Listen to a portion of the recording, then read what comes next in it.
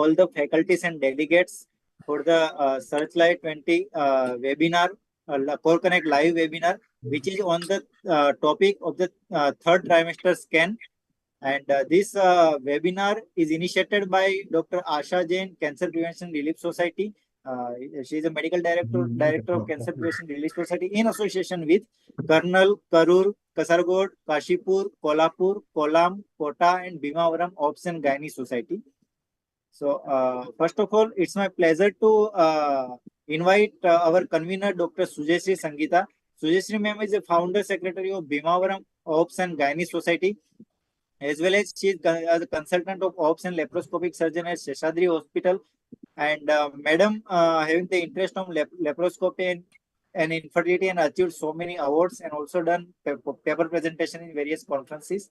And madam is conducting the awareness program Vikasam for the adolescents girl. So madam, over to you. Thank you, Mr. Mehul, for those kind words of introduction. So taking the program forward, I would like to introduce our program director, Dr. Asha Jain ma'am. I'm sure she needs no introduction, but then proceeding with the same, right now, madam is the director of SMSA Hospital Raipur. She's also the medical director of CPRS.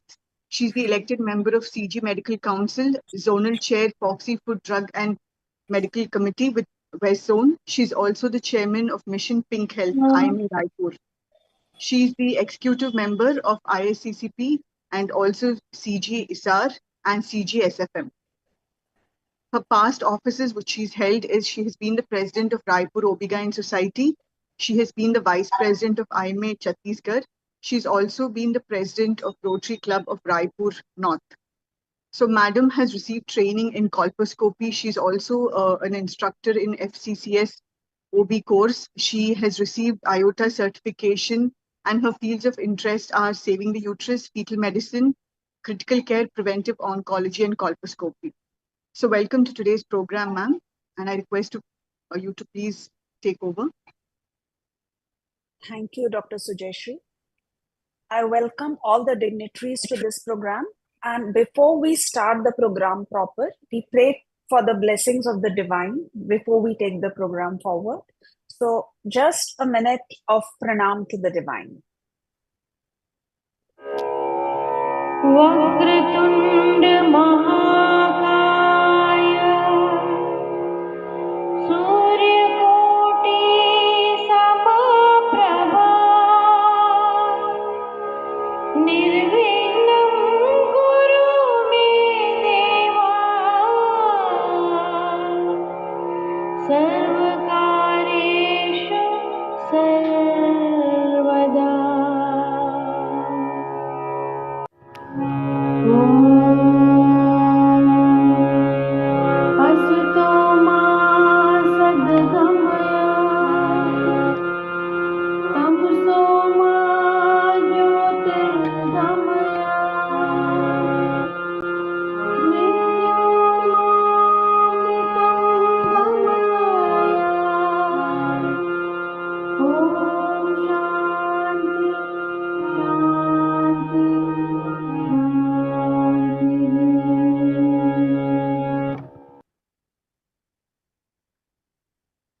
Namaskar.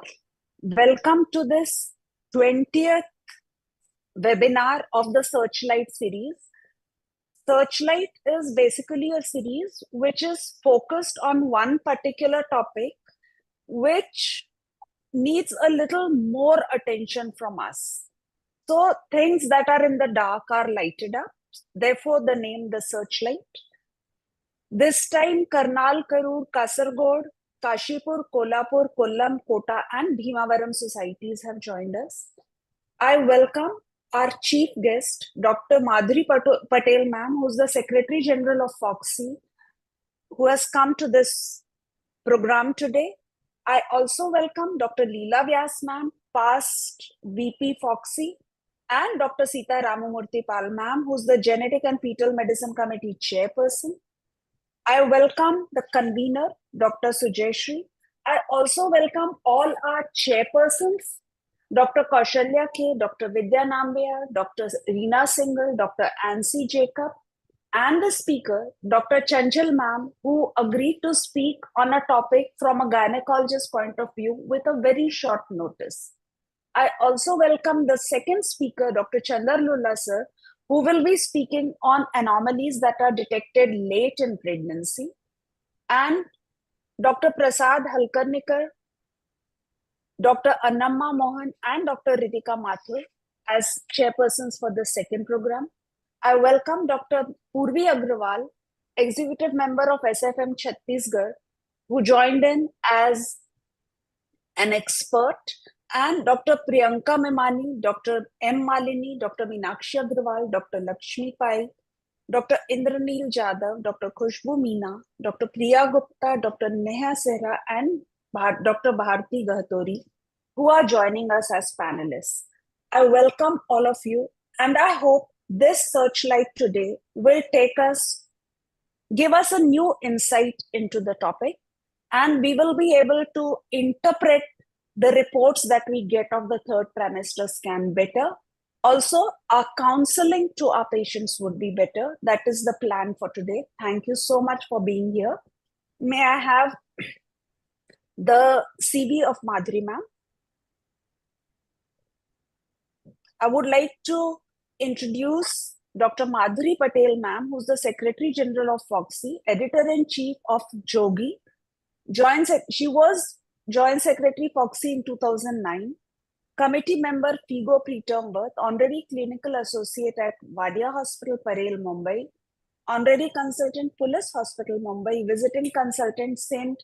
Elizabeth Hospitals, Mumbai, former Professor and HOD Gynae, ESIC PGI MSR. Thank you, Dr. Asha. Thank you. Welcome, Dr. Madhuri ma'am. Everybody knows you, but it was just reminding myself of all your achievements. So over to you, please. Thank you, Dr. Asha, for your kind and warm words. So respected our project director, Dr. Asha Jain, and our all President Secretary of Karnal, Karur, Kasargod, Kashipur, Kolhapur, Ma'am, you got muted. Madam, you're muted. Madhuri ma'am, you're muted.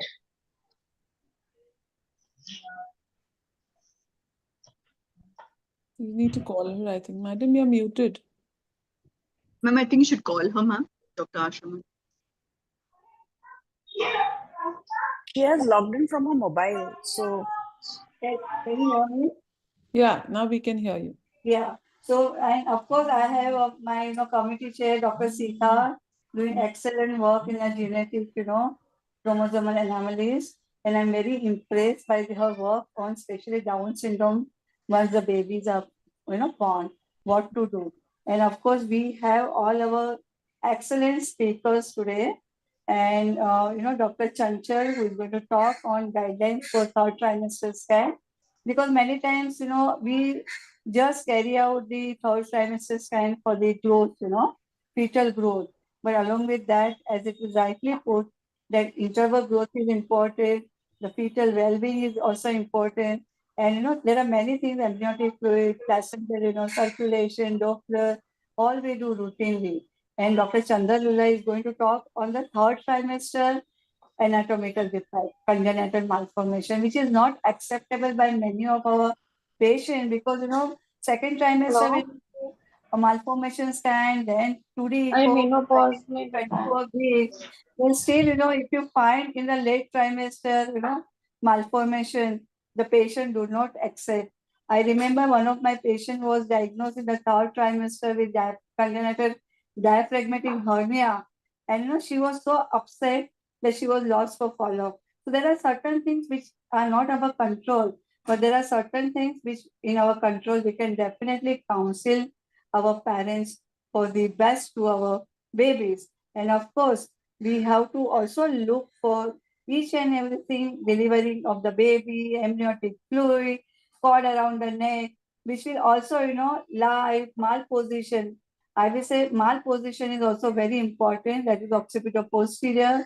That will also give us idea on third trimester sonography.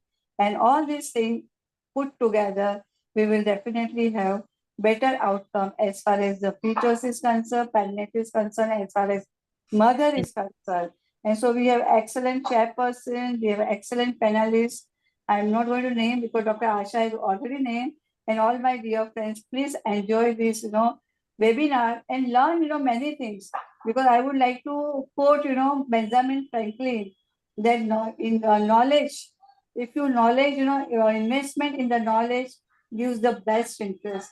So we should always invest ourselves in updating the knowledge and give the best to our patient. And I would like to add one thing about Dr. Chander Lulla. He's a famous internationally and nationally. Even though he's a radiologist, he's famous amongst our obstetricians. And without him, when we are in Mumbai, we don't go ahead with the other sonologists. So he has that, name, and we trust him for each and everything. So Dr. Chander Lulla, welcome for this webinar. And thank you once again, Dr. Asha and team, Dr.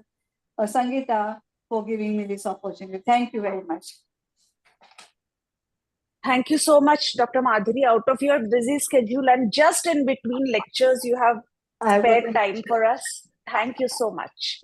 Thank you. Okay, thank you.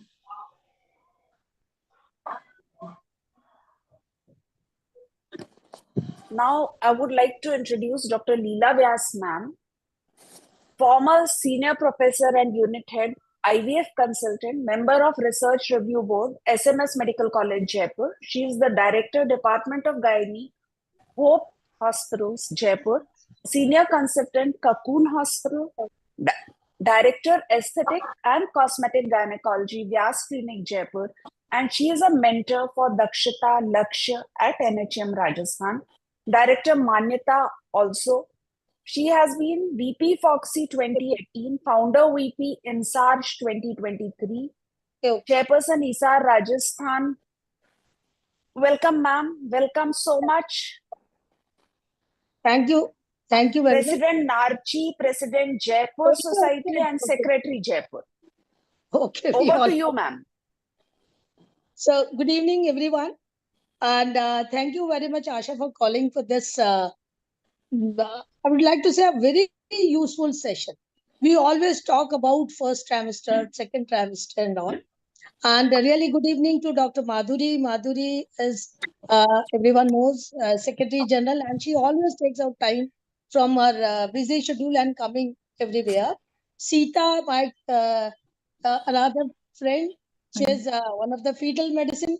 And then your team, that everyone is there, Dr. Sangeeta, who is the convener of that, and the all society secretaries and president. Yes, I'm not wasting time in taking this short time is there. We just so the societies which are the Karnal, Kannur, Kasoda, Kashipur, Kolhapur, Kolam, Kota, and Bhimavaram Ops and Gynae Society. These are there. So I think I'm finding that Kota is from near to me. I mean, basically I'm from Kota. Karnal, again, it comes in the north. Kashipur, again, this. So these are in our zone. That is, we are as such in the west. Rajasthan is there, but more of the culture is of a north one. So always the patients, when they are coming to us, first thing you send for the sonography, the mother-in-law will ask that, अब कितनी sonography आप लोग कराएंगे? Then it comes from us that we say no. One is the dating sonography, then NT scan होगा और उसके बाद में anomaly scan है उसमें. Then they ask what you are going to do, and then we say that we'll go with the growth scan. But we never explain them that there are some anomalies which can come appears later, and this is one of a big group of problems associated with the doctor and patient. Because patient thinks of that once you have done anomaly scan, you have said that yes, everything is okay, it will go wrong. Because the patient every time the mother-in-law and mother, they are coming, sab kuch theek to hai na, sab kuch theek to hai na. Then we always say that no, we will do routine checkup we are doing with the sonography, and we will look for the each and everything there. Then their question comes ki, जब हम madam आपको दिखा ही रहे हैं तो फिर गलत कैसे जाएगा? So this is not, as Dr. Madhuri has very rightly said, that something is not in our hand, which will be there. We will see that and we will answer them. So choosing this topic, definitely it is a very important thing. And then Dr. Chanchal, who is going to speak on the guidelines. Yes, that guidelines, if everyone should know it, then accordingly we go. So we can be prevent us from the litigations which we are facing. That आपके पास आए थे last में हमारा सब कुछ था. Even for the oligohydramnios, we are blamed that कि madam आपने पहले क्यों नहीं बताया. So we always show them कि पहले ऐसा चल रहा था, अब ये ऐसा चल रहा है. And as Dr. Lulla, expert, he is sitting there, he is going to explain each and every thing which is to be seen in the third trimester, and we can save ourselves. So thank you very much. And again, in advance, congratulations for conducting this type all CMEs to benefit our all Foxy members. And Asha, wishing you all the best for your future endeavors. Thank you. Thank you very much. Ma'am. Thank you, ma'am. Thank you so much.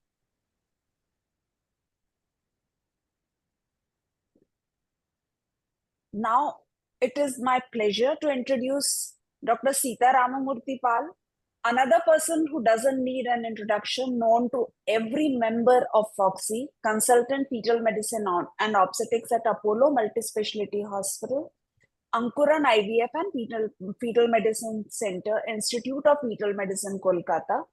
She is the honorary treasurer of Bengal Obstetric Gynec Society, chairperson Genetics and Fetal Medicine Committee, Foxy, Resident Society of Fetal Medicine.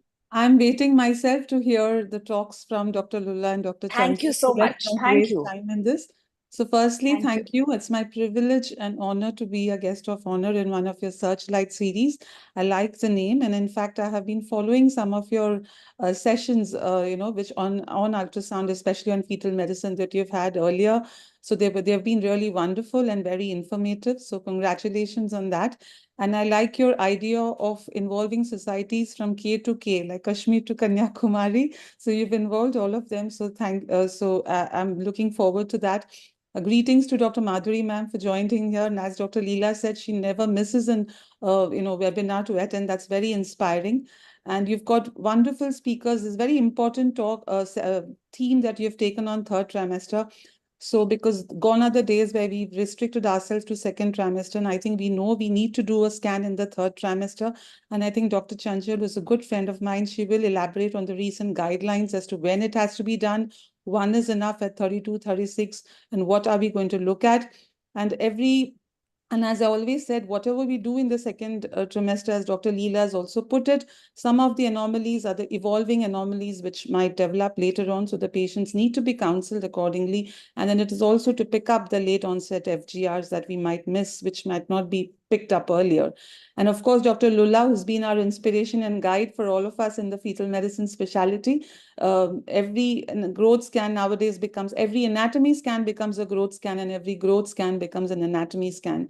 So we still have to look at every organ in details, be it developing anomaly because of the physiology of the development of the fetus, or some ones which may have been missed even if it's normal. So it's important to store your images in the second trimester as well, and third trimester to see. So looking forward to these two wonderful lectures and your wonderful panel with all the faculty. So thank you once again for inviting me, and wishing you all the best for your series and for your future endeavors. Thank you once again. Thank you. Thank you so much. Thank you. So with that, we come to the end of our inaugural session. We have received blessings from Madhuri ma'am, Leela ma'am, and Dr. Sita. And over to you, Dr. Sujaya, to start this. Moving forward to the first session, which is guidelines for the third trimester scan. I would firstly like to introduce the chairpersons for this session.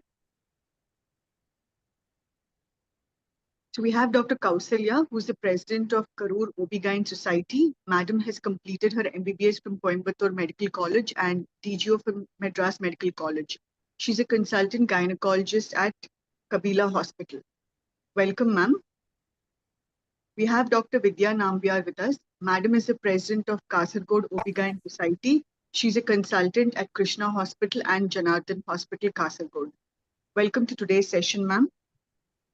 Lastly, we have Dr. Reena Singhal with us. She's the president of Kashipur OB-GYN Society. I welcome ma'am to today's session. We also have Dr. Ancy Jacob with us. She is a consultant gynec endoscopic surgeon, professor in obstetrics and gynecology, Travancore Medicity, Kollam. Her areas of interest and specialization are gynec endoscopy, trained in gynec endoscopy under Professor Von Herendal. I hope I got the name right. And she has several publications in International Index Journal. So welcome to today's session, ma'am. I would request Dr. Ancy Jacob to please introduce the speaker for today's talk. Dr. Chanchal. Thank you so much for that introduction.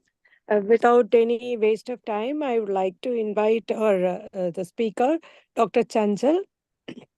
She is specialized in fetal medicine with a fellowship from Singapore, and she is a lead consultant working in the Mathur Rainbow Children's Hospital. And her areas of interest is, of course, obviously, it is antenatal screening with high-risk pregnancy, especially fetal growth restriction. She got a lot of academic activities, and she is a current member and a past chairperson of the Fetal Medicine Genetics Subcommittee. I think I invite Dr. Chanchal for the session. We are all eagerly waiting to hear what you have to say about the guidelines. Every time being the obstetrician, we face the dilemma whether we should go for third trimester, and we go for the routine third trimester scan, but still some people ask, why should we go for that? What are the consensus? Is it a must to do? So to answer all this and all our queries, we have Dr. Chanchal. Please, over to you. Thank you for the kind introduction. First of all, thank you, Dr. Asha, for giving me the opportunity to be with everyone here. So I've been asked, so I think the stage has been set with with the previous speakers highlighting how important and how scary it is to be in a situation where we find a problem in the third trimester, especially when patients come up with the statement that we've been seeing you right from the beginning. So I would, I'm going to share my screen. So guidelines for the third trimester ultrasound. This guideline, which is the most recent guideline issued by the International Society of Ultrasound in Obstetrics and Gynecology, it is freely available online. So I would encourage everyone to go through this guideline. It has been made very exhaustively, and it gives the current evidence. The answer to your question, Ancy, still, except for ISO, we do not have standard guidelines although there is so much of evidence. And I think we will be able to incorporate in our algorithms. There's still no consensus as to in most of the OBGYN bodies that we must offer a third trimester ultrasound. We in fetal medicine feel we must, and this guideline endorses that view. And I think by the end of this session, at least we will be able to convince people that it is important to do a third trimester ultrasound. And as Dr. Sita said, every scan is an anomaly scan, which Dr. Lulla will highlight in his talk. So what are the objectives of a third trimester ultrasound? We want to assess viability. We want to assess fetal presentation. We want to assess the anatomy. We want to assess the growth, the amniotic fluid volume, the placental localization, and fetal placental Dopplers. So I'm going to talk about the last four because anatomy will be covered by Dr. Chander Lulla. And what are the common indications? When do we ask patients to get a third trimester ultrasound? When there is a query regarding the gestation, when patients have not had any prior ultrasound, we may be surprised by finding a multiple pregnancy even in the third trimester. Women may come with the complaint of decreased fetal movements. They may be vaginal bleeding. There may be a suspicion of leaking. Or on regular clinical examination, one may feel that the symphytofungal height is less or more than the gestation on physical examination. The details of the equipment one can look up in from the guideline. What I would want to highlight is that we all need the curvy linear and more importantly, the linear probe and the transvaginal. In obstetrics, we cannot do without a transvaginal probe. So how to maintain it, the clinic protocols, they're all given in the guideline and one can go through this. And the most important is the capacity to print and store images, because this is a medical legal document. We must ensure that we have a separate server or we have a hard drive where we are regularly storing our images. Now, as I said, one of the key components of asking for a third trimester ultrasound is the assessment of the fetal size. So we do an ultrasound assessment of estimated fetal weight by measuring the head circumference, abdominal circumference, and fever length.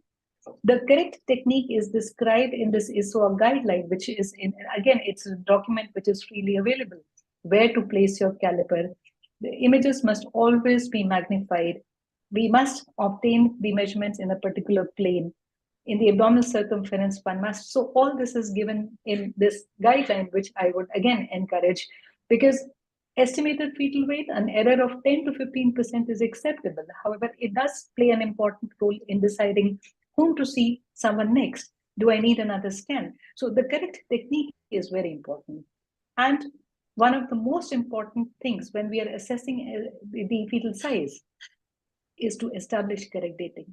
Because the short of dates, one should always go through all the previous papers that the patient is carrying. That you may find a small little CRL, one black page somewhere, and that might help us in establishing the gestation age. So, and once we have done this, the measurements should be plotted in a chart. And I'll just, this is a chart which is there in all the machines. All the latest machines have, if you put the same name, date of birth, the machines also, you open the examination when the patient comes the next time, so you will also get serial growth. And all the machines have these charts nowadays. The most commonly used chart is the Hadlock chart. Now, what do I do? I've done the biometric. I know that this baby is not growing well, or is this baby growing well? The Society of the Americans and the RCOG guidelines and the ISWA guidelines slightly differ here. The American Society of Maternal Fetal Medicine defines fetal growth restriction as a simple biometric measurement that any estimated fetal weight or abdominal circumference below the 10th centile is labeled as growth restricted. However, there's a problem with using this 10th centile because if we label all the babies who are less than 10th centile, we will be labeling heavy but small babies, the constitutional small babies, as having a pathology. And we will miss out those who estimated fetal weight is more than 10, potential where the major morbidity lies. And there are several papers where we have found that 70% of terms still are not SGAs. So we must find a better way. So, and the simple parametric measurement also does not account for estimate the interval growth. So if you look at this chart where the fetus, the bottom line, you can see although the growth is on the 5th centile, the fetus is continuously growing. We've seen this fetus 4 weekly and it remains on the 5th centile, but it is continuously growing. Whereas compare it with this fetus, where at 32 weeks, the growth was on the 70th centile. Whereas when we saw her at around 39 weeks to decide whether she needs induction or whether we should intervene, the growth, it is still on the 25th centile, but it has fallen from 75th to 25th centile. And that should alert us that here we are dealing with a baby who is not meeting its growth potential. So an assessment of the growth in the 3rd trimester by the correct technique, you use serial measurements. Dynamic process, and its assessment requires multiple observations of fetal size over time. And this problem, are all small babies small? Are all appropriate? Dr. Chanchal, your voice is going away at times, so you need to, move less and come closer to the microphone, please. Is it in the basement, ma'am? Is it better now? Yes, ma'am. Yes. So for this reason, there should be no concept of just a growth scan in the 3rd trimester. All growths in the 3rd trimester must be accompanied with fetal Dopplers. And the Dopplers are the umbilical artery Doppler. You choose a free loop of the umbilical cord, straighten the cord so that your angle of measurement when you're putting your pulse wave Doppler is at as close to 0 degree as possible. If that angulation is more than 30 degree, readjust, find another loop. Smaller to the color box, the color should not bleed all over the place. We must put it on the area of interest. So free loop, a gate of 2, and a angle as close to 0 degree as possible. There limited literature on measuring it in both arteries. Many times we do find that there is a difference. It does not make any clinical, I don't think it makes any difference in the clinical decision making. It might be a good practice to measure both and then take an average. Similarly, in the MCA, find the correct plane. The MCA is very, very sensitive to pressure. Many times I get referrals for an absent and diastolic flow in MCA. And if you don't apply enough pressure, you will see that the absent and diastolic flow has suddenly disappeared. So the MCA should be measured in the correct plane. Again, a gate of 2, angle of insulation as close to 0 as possible. And these are also to be plotted on charts. There is no growth scan without Dopplers. Dopplers are an integral part. And this is highlighted by the current definition of fetal growth restriction that we are using, which was given by ISWAG in the 2020. In this, actually, the paper was published in 2016. And in the definition of growth restriction, we have incorporated these findings. One, I want to emphasize, we do not use the SD ratio any longer. We must use the cerebroplacental ratios, because the rationale for using the ratios is because it is more sensitive. It has been found it can identify subtle changes in placental and cerebral blood flow perfusion that may not be appreciated by the evaluation of a single parameter. And again, CPR is useful in screening, but may not help you in guiding the time, especially preterm iatrogenic preterm delivery. So a low CPR is not an indication for advising iatrogenic preterm delivery. Just to highlight what we've just spoken about is, we often get reports that there is a 28-year-old priming gravida, low-risk pregnancy. She's been referred with suspected growth restriction at 32 weeks. She comes to me for a growth scan. I can see that the BPD is 32 weeks, but the AC is only 29 weeks. And she is sure of dates, and she has an early scan also. However, this information is absolutely insufficient to manage or diagnose anything. And then we put these on the charts. These charts are available freely on the perinatology.com for Asian population. You can put this, it is available on the Barcelona group, where we can put in these measurements, and you can see that the overall estimated fetal weight is within the normal range, and the Dopplers are perfect. The amniotic fluid is normal. So we use growth charts. They're all within the normal range. So AFI Dopplers were normal, and this patient went on to deliver at 39 weeks with an APGAR of 8-9. This is the correct way to do and to manage a third trimester ultrasound. One can argue, we always hear that we belong to a country which is diametrically opposite. Here we may say that no, we must do a scan at 32 weeks, and then we must follow it up with a late growth scan at 36 weeks, because we will miss the late IUGRs. However, we must account for the fact that there is disparity in access to healthcare, and there is disparity in resource allocation. So how do I choose? And even this ISWAG guidelines begins by saying that the routine application of a third trimester ultrasound has still not been proven to improve morbidity, perinatal morbidity, and mortality. I do think that this will change as more and more people are adopting a third trimester ultrasound in their routine practice, but we'll see. So if I have to do only one scan, how do I decide that when should I do it and in whom to do it? So in the second trimester, one can list the maternal characteristics which puts a woman at high risk for fetal growth restriction. One can measure and request the radiologist, because anomaly scan still is being taken up more than a routine. That is, nobody questions that you should not do a second trimester scan. One can measure the uterine artery PI. So if we do this contingent screening, we realize that only about 50% would actually need a third trimester scan.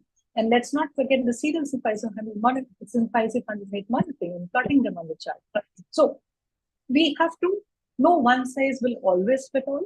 We must try and improve our detection of women who are at risk. And again, if I'm giving one option that you will get to do only one growth scan, I think the early onset growth restrictions, because they will always be associated with in 70% of cases, there will be maternal high blood pressure. It is the late FGRs that we tend to miss. So if I get a chance to do only one ultrasound in the third trimester, I would rather do it at 36 weeks than at 32 weeks, so as not to miss out on the late FGRs. We come to the assessment of amniotic fluid volume. When I had come back from my fellowship to Delhi, I realized that the place I was working, everybody's AFI was nearing the 5th centile, 10th centile. So we made a nomogram for our healthy population. And we realized we were using a wrong chart. Our measurements were matching most closely to the Mangan's chart. And thereafter we shifted and we never had to call another patient. Very few patients were being called back for suspected oligohydramnios. So do see which charts you are using. Oligohydramnios, unless there is a history of leaking, there is a history of fever with rash associated with fetal infection, the kidneys are working properly. I think oligohydramnios, rarely do we need iatrogenic delivery, especially preterm delivery, for isolated oligohydramnios. And here, the deepest vertical pool of more than 2, which is part of the modified Manning score that we use, that is the most useful in deciding whether further follow-ups are needed or not. We must correlate, we must never take decisions on the basis of only a single parameter. We must correlate it with estimated fetal weight, Dopplers, biophysical profile, patient's perception of fetal movements. Now, polyhydramnios, again, there is a lot of disparity in when people in reporting polyhydramnios. So I think the mild polyhydramnios, the 25 to 28, 30 group, they're mostly idiopathic. One must make sure that the woman does not have diabetes. And if she has diabetes, it should be controlled. It is when your A5 starts crossing 30 that one must start suspecting that there may be a problem in the baby's swallowing, or the baby may be urinating more. Twin transfusion syndrome and inherently polyhydramnios will be associated with the risk of preterm delivery, and therapeutic drainage may be required. So I'll just share a very interesting case with you. This lady was booked with me from viability. See, it was a low-risk priming gravida. The anomaly scan at 20 weeks showed mild poly. So we did an OGTT and we called her back at 4 weeks later. And subsequent scans just showed progressive polyhydramnios. It went from 25 to 30 to 35. And if you look at the fetal bladder, can you see how distended this is? Now, at this time, you can see the cervical length was barely 5 millimeters. So at 26 weeks, 27 weeks, and she was in a lot of discomfort, we offered an amnio drainage, drained out around 3.5 liters in one setting. And you can see that there is elongation in the cervical length as soon as that fluid was drained. However, the problem was that it just deformed. We sent it for whole exome sequencing. However, the whole exome sequencing, with a suspicion of Barter, it does take about 4 weeks to come. The baby was proven to have Barter, which is a good prognosis if it is known antenatally. Most of the time, an antenatal diagnosis in the third trimester just helps us in planning better perinatal and obstetric management in terms of NICU care and in terms of place of delivery. And I did 4 amnio drainage. She required one every week. At 33 weeks, she was planned for another one, but she leaked just before we were planning to do. So this baby is currently well. He is in regular follow-up, but he's currently doing well. And the third most important, do let me know if I have time, Dr. Asha. This is the last part of the lecture. So placenta localization. One point which I must emphasize, in fact, there are 2 points I want to emphasize here, only 2. You must do a transvaginal scan for diagnosing or excluding a low-lying placenta or a placenta previa. If the leading placental edge is 20 millimeter or more from the internal cervical nose, vaginal birth is considered a safe option. However, you cannot do this on the transabdominal scan. So TVS is a must. We must put a color Doppler at the internal os to make sure we don't miss vasa previa, because bleeding in that case will be fatal for the fetus. And the new kid on the block, which has become now old, we are seeing in the morbid adherent placenta very, very frequently. And the only thing that makes a difference here is antenatal diagnosis. So one must have a strong suspicion, previous multiple DNCs, previous cesarean, previous myomectomy, and a placenta which is adherent. The antenatal is very, very accurate, more than 95%. You will find that there is disruption of the interface between the bladder and the uterine wall. And there is a lot of increased placental vascularity. If you see in the panel above, there is a well-defined myometrium here. And if you compare it with this picture lower down, which is a transvaginal picture, you find these lacunae. There is a complete loss of the retroplacental hypoechoic zone. So we must put Dopplers, we must do a transvaginal scan. The presence of placental lacunae, increased vascularity, should prompt a suspicion of MRI, presence of bulges into the bladder.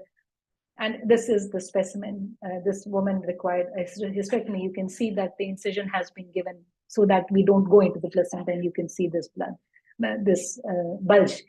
And it was histopathological proven. We must not try to make an effort to diagnose whether it is accreta, increta, percreta, because these are histopathological diagnoses. So to conclude, I believe an ideal world, I would want to offer a third trimester ultrasound at 32 weeks and then at 36 weeks. No growth is complete without Dopplers. And every growth scan must be an opportunity to pick up abnormalities which may arise in the third trimester. And we are not infallible. We may miss it in the second trimester. Serial growth, use charts. Transvaginal scan is a must for placental localization and diagnosis of adherent placenta and bladder. Thank you very much. Thank you, Dr. Chanchal, for that concise and crisp talk. I now request Dr. Ancy Jacob to give a few concluding remarks regarding the same. Thank you, Dr. Chanchal. She has given a elaborate discussion about the whole our concerns regarding when it should be done, what all things we need to see during a third trimester scan, all the things, all our doubts. I think it has been now completely cleared, and especially with her reference to the use of charts whenever you go for diagnosis of oligamenous. Those points are very well taken. So I think it was a very wonderful session. Thanks to Dr. Chanchal. Thank you, Dr. Ancy. Dr. Chanchal, you were very much on time. So no worries. And now, it's important for us to understand that a third trimester is needed and it should be done well. Just getting the 4 parameters and putting an estimated fetal weight doesn't work. So that point is very, very important that you emphasize today. And to all my colleagues, gynecologists, when you refer your patients for a third trimester scan, just see that everything is done. That is the purpose of this talk, that we should know what should be there in the report. So with that, over to you, Sujaya, to start the second session. So moving towards the second session, it's on late detectable anomalies. First, I would like to introduce the chairpersons for this session. We have with us Dr. Prasad Halkarnikar, sir. He's the president, Kolhapur OB-GYN Society. He has his private practice in Kolhapur since 1990, and his areas of interest are infertility and vaginal surgeries. Welcome, sir. Next, we have Dr. Annamma M.G. Mohan. Ma'am is the president of Kollam OB-GYN Society. She's a senior consultant and HOD of OB-GYN NS Hospital, Kollam. We have Dr. Ritika Mathur with us. She's the president of Kota OB-GYN Society. I request Chairperson Dr. Prasad Halkarnikar, sir, to please introduce the speaker, Dr. Chander Lulla, sir. Dr. Prasad, would you please do the honors, sir? Yes. Dr. Chander Lulla is considered sonologist and fetal medicine specialist. He is ex-president of UMB ex-counselor of AFSUB, ex-editor IFUMB, ex-ISUOG ambassador for India, and ex-dean of IFUMB. I request Dr. Lulla to carry on the lecture. Right. Thank you for the kind introduction, and thank Dr. Asha Jain and the Searchlight team for this wonderful theme-based conference. I think it's really an eye-opener for us also. Going through third trimester anomalies, we have a whole spectrum of anomalies. Can you see my screen, please? Yes, Yes, sir. sir. Yes. Okay, so there's a whole spectrum of anomalies. I don't think I'll be able to cover everything, but whatever I can, and then you please let me know the time schedules. So whenever we talk of anomalies in the third trimester, these could be late insults, which happen late in the second or third trimester. There could be anomalies in evolution, which have a natural history, something like a cardiac valvular stenosis, which may ultimately present in the third trimester or be picked up in the third trimester. Like a small VSD, which is not apparent in the second trimester, but because of increasing circulatory pressures, it is apparent in the third trimester. There could be missed abnormalities in the first trimester, which may accidentally come up on the third trimester scans, and that, of course, is unfortunate. So diagnostic accuracy of fetal ultrasound depends on the results are higher when the exam is performed on high-risk individuals, when it is performed in specialized centers, and when major malformations are considered. Of course, in low-risk centers, because the focus is less, you may miss some. Now, this is a very important paper of what can be picked up as early as even the first trimester. You can see that major abnormalities of CNS, skeletal system, cardiac are all today picked up in the first trimester. There are some that are occasionally picked up: posterior cranial fossa abnormalities, cleft lip, cardiac abnormalities, congenital diaphragmatic hernia, and some that will never be picked up in the first or second trimester, like bowel atrasias, the lung malformations, ventriculomegaly may present in the late third trimester. And therefore, this is the big group of abnormalities that we see in the third trimester. Anomalies that are detected before 24 weeks, high detection rate of central nervous system, urinary tract, skeletal abnormalities, and low detection rate of GI tract and cardiovascular. Cardiovascular essentially because the heart is small, and as the heart grows, you can pick up these abnormalities better later. And gastrointestinal are because the fetus is not aspirating amniotic fluid beyond 13, 14 weeks, and many of these abnormalities will present after 20 weeks, especially with Likert disturbances. Now, if you see this very recent study of almost 140,000 women published in the BGAOG, almost 3.7 per thousand women with fetal anomalies were diagnosed in the third trimester. And I think this is a very, very important figure to keep on your table for some patient who really questions you as to why this was not picked up in the second trimester. So the common being urogenital, CNS, and cardiac, and you can see the percentages. The late onset anomalies are usually CNS and can be of every system involved. So we'll just quickly go through some abnormalities. They can be evolving abnormalities, late detection, and of course, delayed diagnosis in the third trimester. Usually, we may see Likert disturbances, and this may point us to the fact. So here you have a fetus with severe oligo, and we know that there's a distended bladder, and that suddenly now there is a massive hydronephrosis. Or there could be a massive polyhydramnios, which guides us to the fact that we could be dealing with a GI abnormality like a bowel obstruction or a TE fistula, which has not been seen. When we are looking at CNS abnormalities, these could be acquired abnormalities secondary to stroke, hemorrhage, and infection, or developmental abnormalities which may present late, especially the cortical disorders in the late third trimester. And of course, when we are doing a third trimester scan, it is mandatory that we look at almost all the organs. And I think, honestly speaking, we have always been doing this since last 30 years. I can tell you that when we were doing third trimester scans, we used to always look at the anatomy. Only now, because the ISWAG guidelines have been published, there is renewed focus. I think most fetal medicine specialists like Dr. Chanchal and others will bear the fact that this is not something new. We have always been looking for it, and it is just that this has come to light now, and it has been made more conceptualized with this new paper and new guidelines. Ventriculomegaly is one of the most important things that we do see later in pregnancy, and this may appear very mild in the second trimester and may progress to severe ventriculomegaly in the third trimester. And of course, we pick up aneuploidy in the first and second trimester, so that's not really what we are looking for, but we are looking for clastic lesions like infections, vascular lesions, malformations, and tumoral lesions which may be picked up.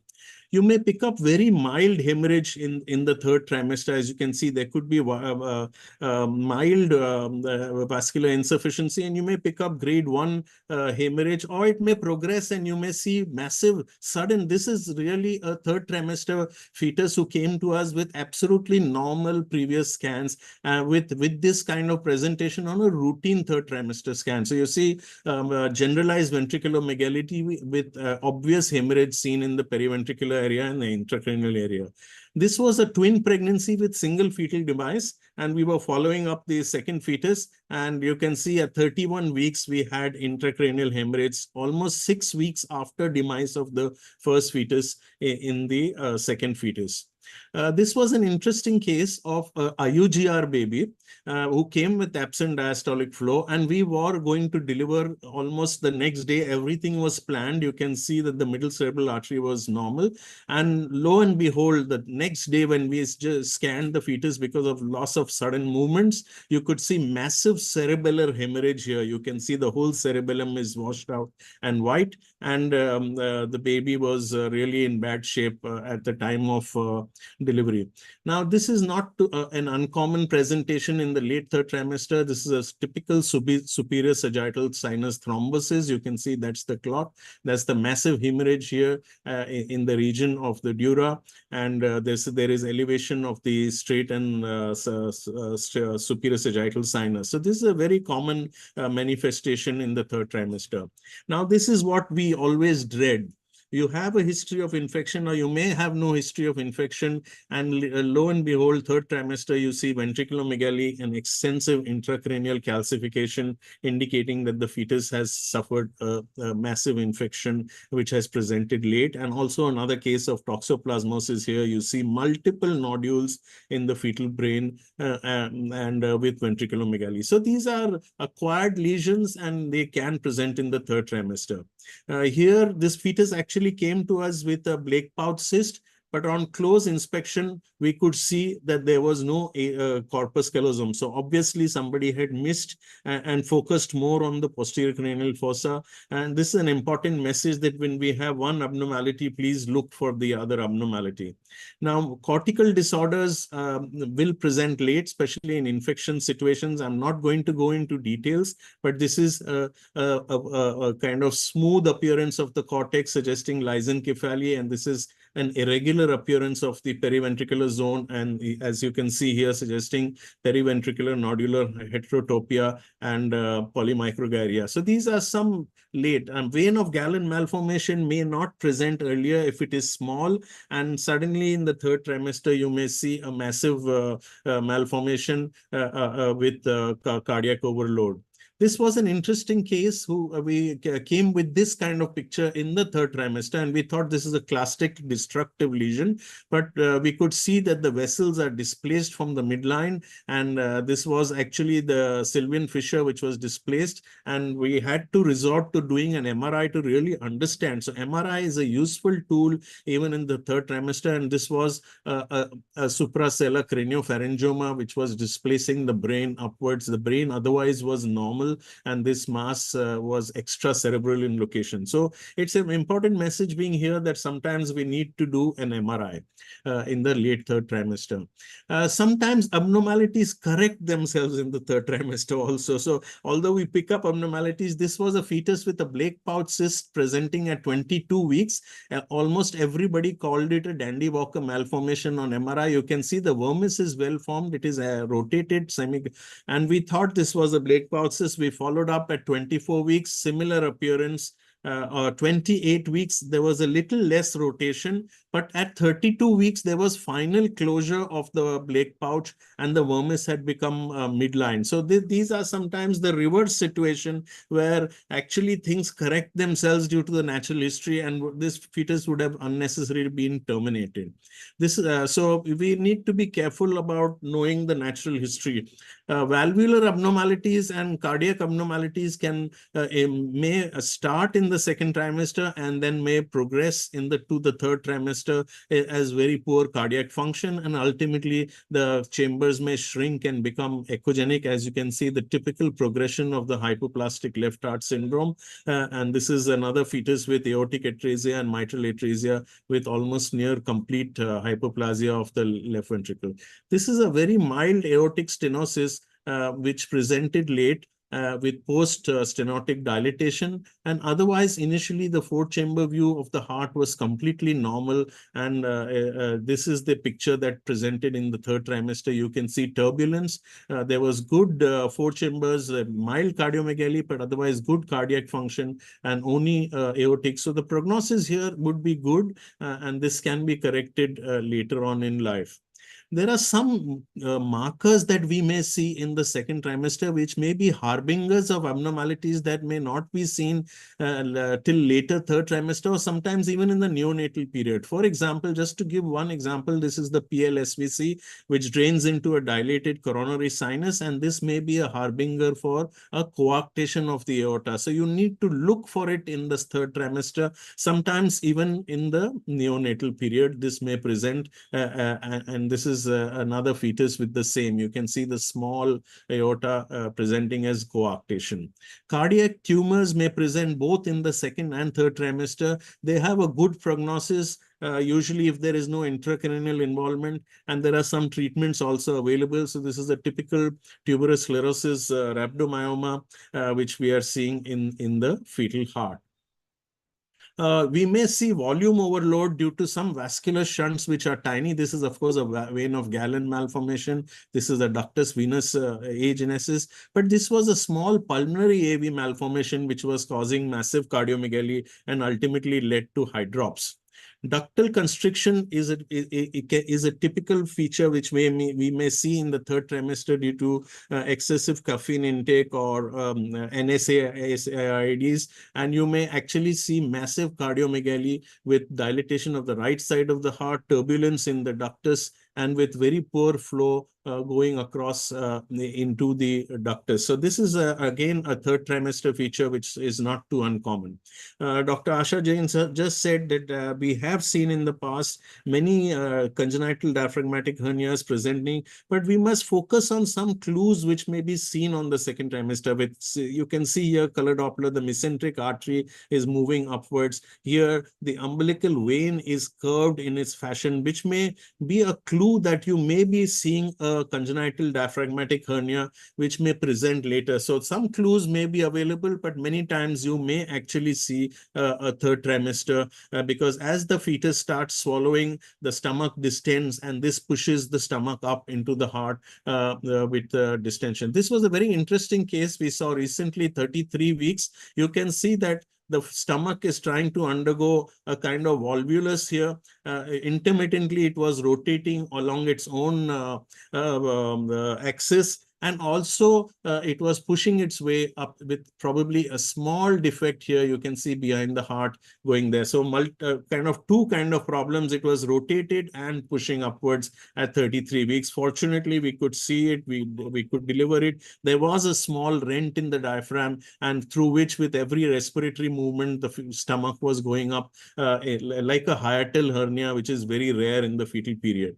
This was a fetus which had an intact diaphragm, diaphragm, but placed very high. And you can see that this was an eventration of the diaphragm, and that is seen almost behind the heart, although even the mesenteric vessels were going up, you can see in a reverse direction. And post-operatively, there were very few muscular leaflets in that diaphragm, almost like a diaphragmatic hernia, but because of the intact diaphragm, this was presenting as an eventration in the late third trimester.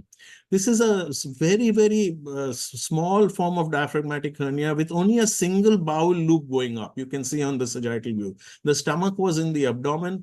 On the axial view, you could just see a small lucency almost appearing like a pericardial effusion. But on the sagittal view, you can see that there is a very small diaphragmatic hernia.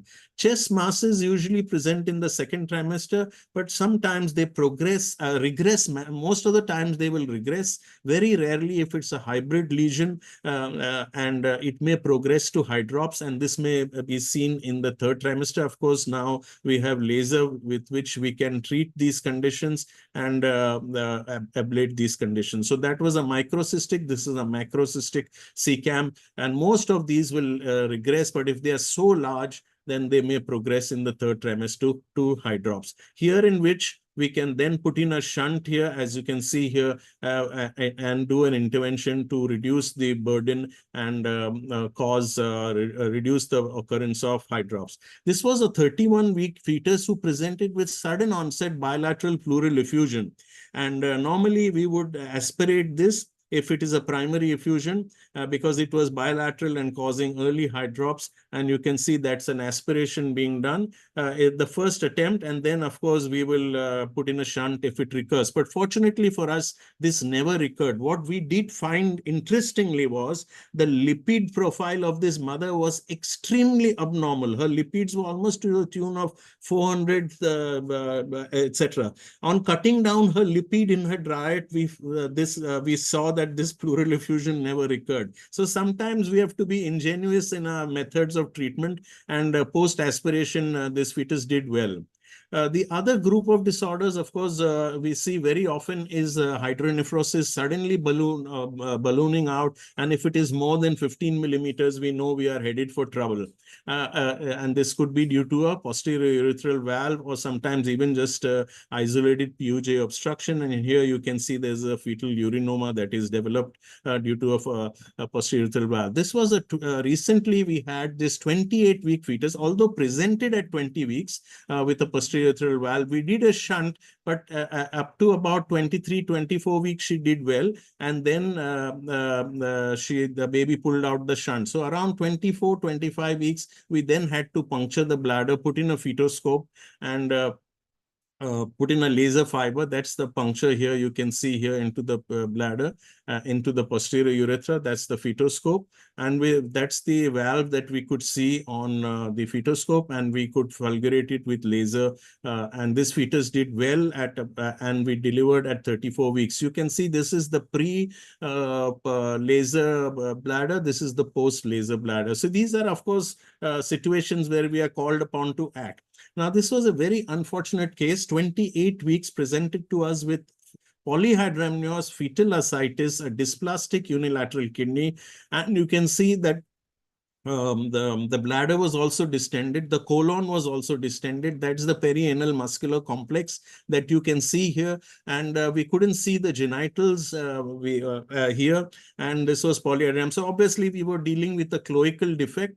And here at 32 weeks, we could also see a double bubble that was manifesting here. So sometimes abnormalities evolve into the third trimester. You may see one abnormality earlier, and then it evolves into and this was actually the picture post-birth. You can see the perianal muscular complex that we considered is actually only a single opening. There is no genitals, which we could not see. And of course, this was also the duodenal atresia, and this was the posterior cloacal malformation, which, and these are the pictures of CT scan with the hydrometrocolpus, what we were seeing. So So sometimes these are progressive lesions. But one thing I must tell you was that despite telling the patient that we must terminate this pregnancy even as late as 28 weeks, they decided not to terminate. They said, come what may, with any number of abnormalities, we want this baby. And this baby has had 3 surgeries till now and is doing well. So sometimes,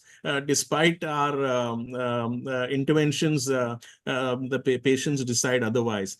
Posterior urethral valves will not always be doomed. This is 28 weeks. You can see severe posterior urethral valves with normal LICA. So here we really don't need to do anything. An ex utero correction is enough. Bartter syndrome also, Chanchal just spoke, so I will not talk much about it. But again, this is one of the most disturbing situations because you have to repeatedly tap. You can use indomethacin, and ultimately then they leak. And then this baby was delivered at around 30 weeks and is actually doing well. So we were not really hopeful for this baby, but they do well. Polycystic kidneys may manifest late in the 3rd trimester, although many of them will present in the 2nd trimester. GI tract malformations is really what we see very oftenly in the 3rd trimester. This is, of course, gastroschisis with bowel changes due to prolonged exposure in the amniotic fluid. So although picked up early, good prognosis, the chemical peritonitis may cause bowel wall thickness, and this may lead to problems. If you don't see the fetal stomach, by 20 weeks, we know we are facing a problem. This is, of course, a teratoma, but this was picked up early. But this is something was picked up late. Here we see a large mass lesion, which is calcified, which presented with an absent stomach in the 3rd trimester. And this turned out to be a teratoma, which was just not seen in the 2nd trimester. So this is probably something which grew during the period of time. Of course, esophageal atresia and TE fistulas, sometimes you may see an esophageal pouch in 40% of cases, but many times you will just see an absent stomach. This was an interesting case of the late 2nd to early 3rd trimester of a polyhydramnios, but what we were seeing was a cystic swelling in the pharynx, compressing the pharynx. You can see that here, and that is well seen here in the neck. And that again here you see that is a cystic swelling, and this turned out to be, this is the postnatal picture, of course, looks more dramatic. This was a vallicular cyst, which if not detected antenatally can cause severe respiratory discomfort. And fortunately, we had known and we could do a correction. This was laryngoscopy done at birth, and just by puncturing this cyst, the fetus, the neonate survived. Otherwise, would have landed up with severe respiratory abnormalities. You may see GI abnormalities in tandem. So this is a fetus with both duodenal atresia and esophageal atresia. So when you find one abnormality, look for the other. This is, of course, a band of lard which presented with a volvulus later in the 3rd trimester. Bowel obstructions, as I told you earlier, as the fetus swallows, you start seeing dilatation and may present with a spectrum of pictures like fetal ascites, meconium peritonitis, and calcified pseudocysts, which may present late. Colonic obstructions may present late because they don't usually present with bowel polyhydramnios. So usually this is a late presentation. And of course, if the fetus is moving too much and the mother is complaining of excessive movements, please look for a bowel volvulus, and this is what you may see in the fetus. This is an interesting abnormality. Unfortunately, this clip is not working, but this was a dramatic appearance. This ultrasound showed multiple dilated bowel loops, and this is actually a chloride diarrhea, which results in uniform dilatation. You can see the MR. There are multiple dilated bowel loops and should not be mistaken for bowel obstruction. This is a pediatrician's nightmare if they don't know about it. So the moment they know, they are well prepared and can be tackled. This is another fetus, very commonly seen late presentation is a ovarian torsion. You will see a complex mass close to the bladder with echoes, and sometimes the fetus is having excessive movement. Skeletal abnormalities, another nightmare, especially achondroplasia. You can see typical appearances of late presentation, the trident hand, the short femur, and of course the angle, that is the metaphyseal diaphyseal angle, which is widened, which can come to our rescue. But essentially, we see that the long bone appears shorter after the 2nd trimester, and this can be a kind of nightmare. You see some very rare abnormalities, and you have to look for hidden clues. So if you have a small foot, this is due to fixed flexion contractures. This can be an Harlequin fetus. This was a twin fetus with one normal fetus here. This was another fetus where we were seeing hyper-echogenic densities in the brain, fractures here, and this was a skeletal dysplasia as osteopetrosis. Sometimes the abnormalities may be very minor. Here we have a fetus who had this inward the valgus deformity of the knee and good movements, polyhydramnios, but this was a congenital dislocation of the knee which was presenting in the third trimester. Hydrops is also one of the pathologies, especially RH, but chorioangiomas can present in the third trimester, and here we can do a cyanoacrylate injection. This can cause ablation of the chorioangiomas, and there are some rare hydropic conditions, like here, this is a pseudo-torch situation where fetus she had a previous history of hydrops, but only the diagnosis was only evident on every other investigation was negative, the MCA, Doppler, etc. But the clinical exome showed us the presence of a cardiac otious syndrome, and this also can mimic a torch toxoplasmosis because they have intracranial calcification. A cardiac abnormalities, again, this is not working, this clip, but this was an atrial flutter. You can see here very rapid heart rate leading to hydrops, and this may this may present initially as a premature extrasystole, and on follow-up, suddenly it may have an escape predim with a SVT. Now, last 2 or 3 cases, this fetus just kept keeping the foot like this on the face, not moving the foot, and we were seeing the cord in close position with the foot, and you can see that the fetus had tied a knot of the cord around the fetal limb and constricted the limb, causing limb ischemia and gangrene. And this was, I think, one of the, I haven't seen a parallel manifestation like this. It was almost as if the fetus was had wrapped the leg and presented with this kind of situation. So amniotic band ruptures here, amniotic band syndrome is another feature where you may see amputation of the digits, and this may present, you may not actually see the bands, but you may see these drop kind of echoes, and of course constrictions with swellings in the foot, as you can see here typically. The last case I would like to present is that because this is one of the most the second, I think, most common cause of a stillbirth is vasa previa. This can only be picked up in the third trimester if you haven't looked for it in the second trimester. So important message is that when you do an ultrasound, please look for the cord insertion and where the cord vessels are flowing, specifically if you have a low insertion of the low placental position.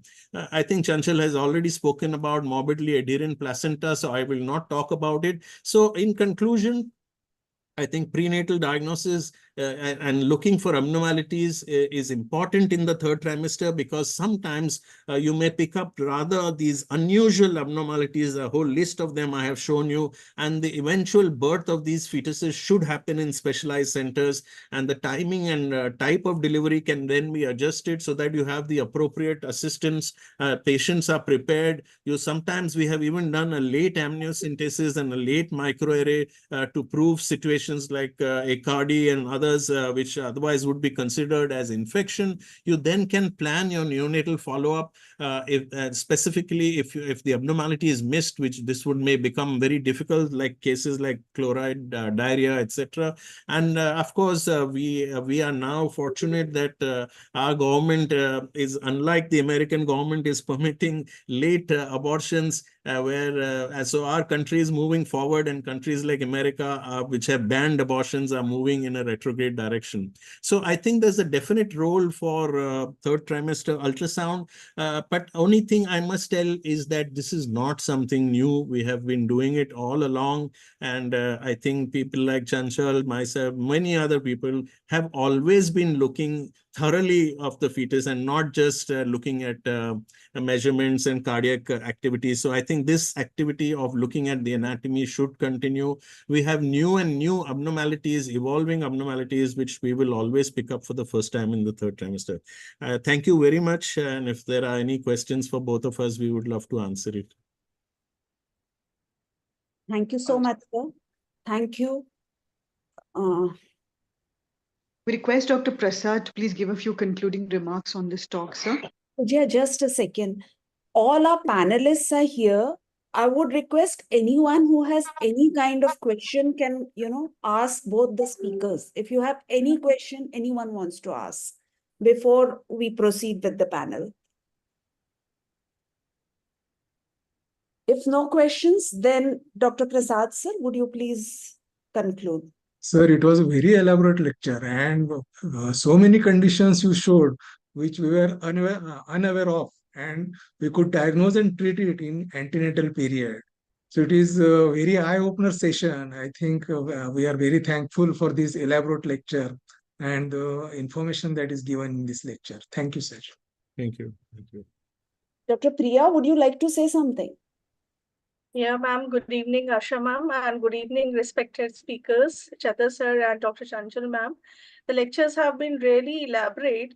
And what I was listening to, the preciseness, like the way we need to interpret the ultrasound when it comes to even a normal pregnancy or be it a high-risk pregnancy. I would like to address just one question, ma'am, if you permit me, to both of our speakers, like being an obstetrician as well.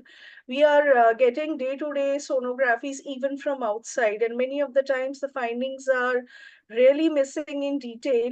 And what kind of medico-legal significance does it hold, or we can emphasize the patient to get it screened again by a fetal medicine expert? Is it really mandatory in today's scenario, sir?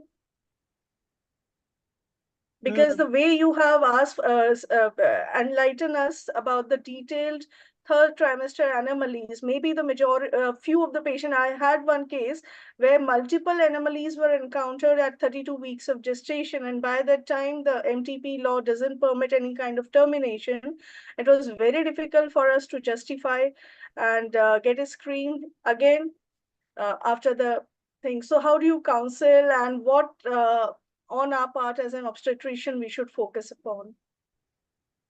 So if I may be permitted to answer this question, I think there are two types of ultrasound. One is a basic ultrasound, which is a non-anomaly scan, which is a dating scan or a growth scan. Yes, sir. And the other, whenever you call anything an anomaly scan, it is inherently presumed that it is being done by an expert. So it's not important who's doing it. If you're calling it an anomaly scan, there is no business for you to miss anything. You have to do a proper scan which can follow the guidelines, established guidelines, or you can use any of your own methods. But what's important is that major malformations cannot be missed, because what the court of law sees is that can this be picked up by anybody of reasonable equal standards, and if so, then he has no business to miss it. So I think when you say that you're doing an anomaly scan, you're itself telling the patient that this is an expert scan. It may be done with a fetal medicine expert, by radiologist, by sonologist. There are not so many fetal medicine specialists to serve the whole country.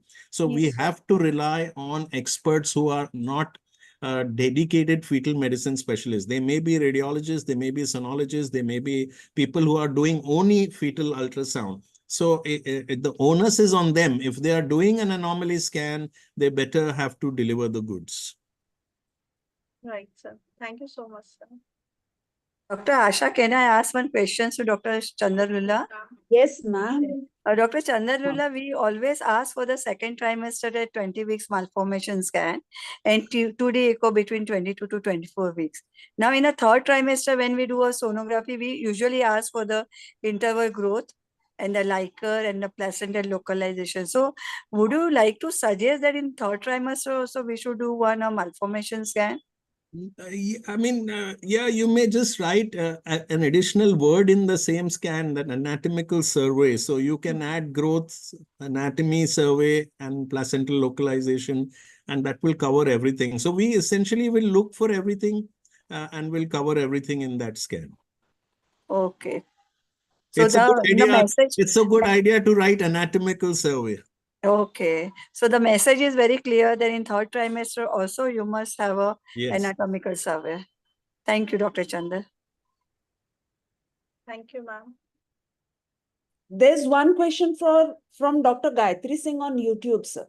So she is asking that when can umbilical hernia be diagnosed? Umbilical hernia is basically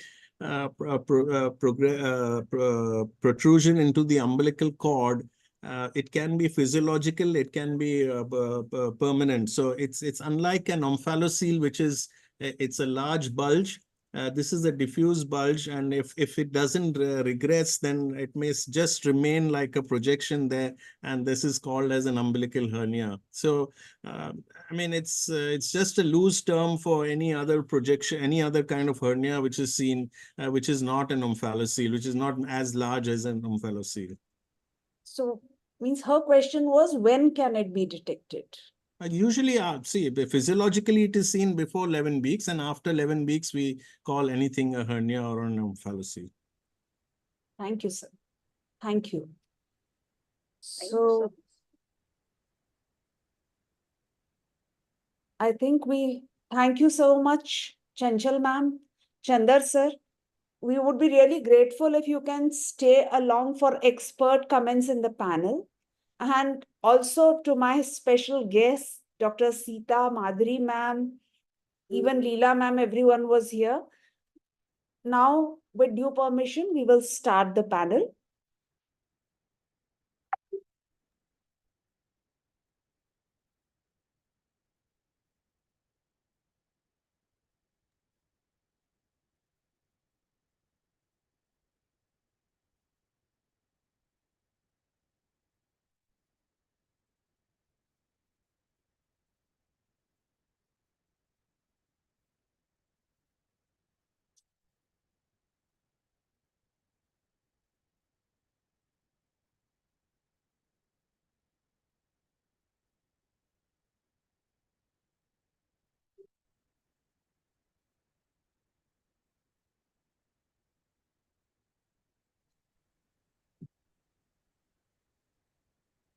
So we are going to start the panel now. And this is basically a revision and also an interpretation from the gynecologist's point of view. That once something has come to you, what are you going to do? That is the viewpoint with which this panel has been made. That's me, I've been introduced. I request all of you to please nominate me for Food, Drug and Medical Surgical Equipment Committee from your societies. Nomination letter will reach you shortly. And my expert today is Dr. Purvi Agarwal. She's an executive member of Society of Fetal Medicine, Raipur. The panelists are Dr. Priyanka Mimani. She is the Secretary of Karnal Society. Dr. M. Malini, past Secretary of Karur Society. Dr. Meenakshi Agarwal, Secretary of Kashipur Society. Dr. Lakshmi Pai, Lab Surgeon, Deepa Nursing Home, Kanhargarh. Dr. Indraneel Jadhav, Secretary, Kolhapur. Dr. Khushboo Meena, Secretary, Kota. Dr. Neha Sehra, immediate past secretary, Kota. Dr. Bharti Gahatori, fetal medicine expert at Kashipur. And Dr. Priya Gupta, immediate past president, Kota. So welcome, dear friends. Thank you so much. Some have logged out due to emergencies, but anyone who is present here, you are all welcome to interact. So the first principle of ultrasound or anything, medicine itself, is first do no harm. Primum nocere. So there is the ALARA principle. You have to examine the patient as much as needed, but efficiently to cause minimum harm.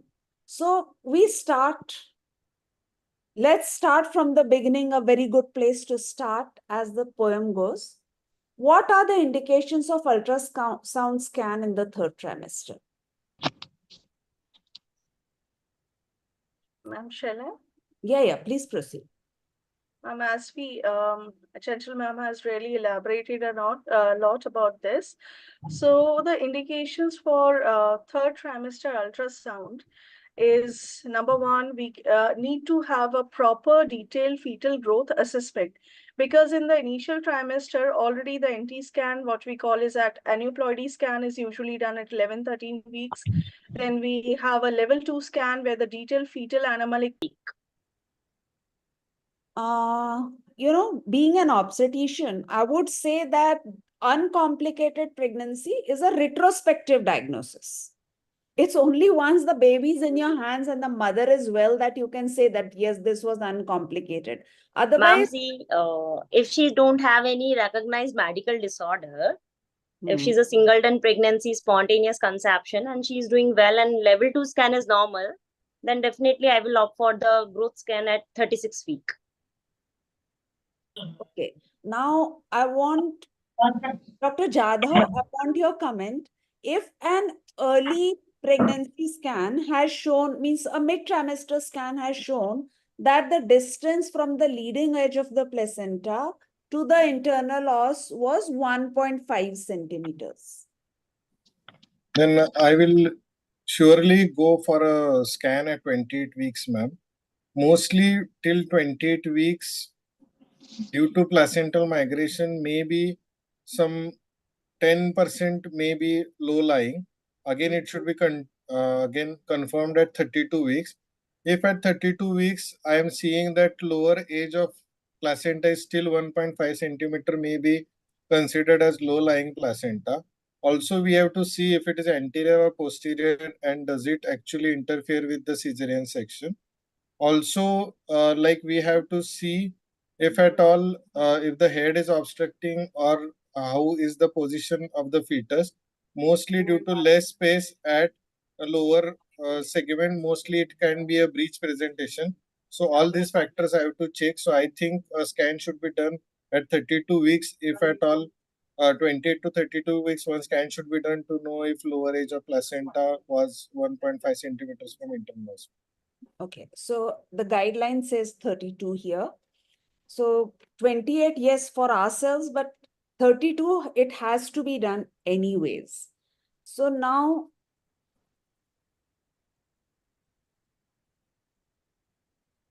we go to the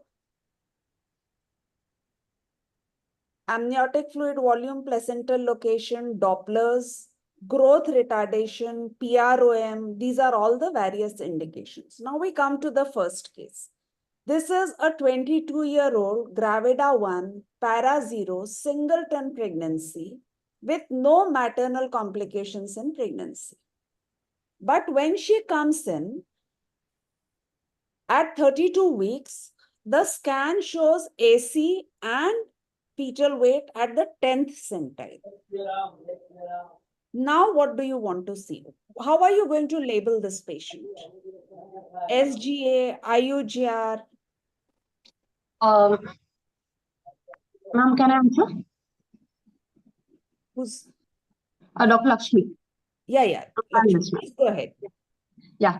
Ma'am, since she is at 32 weeks right now, she comes into the means the later pregnancy part. She's 8 months plus.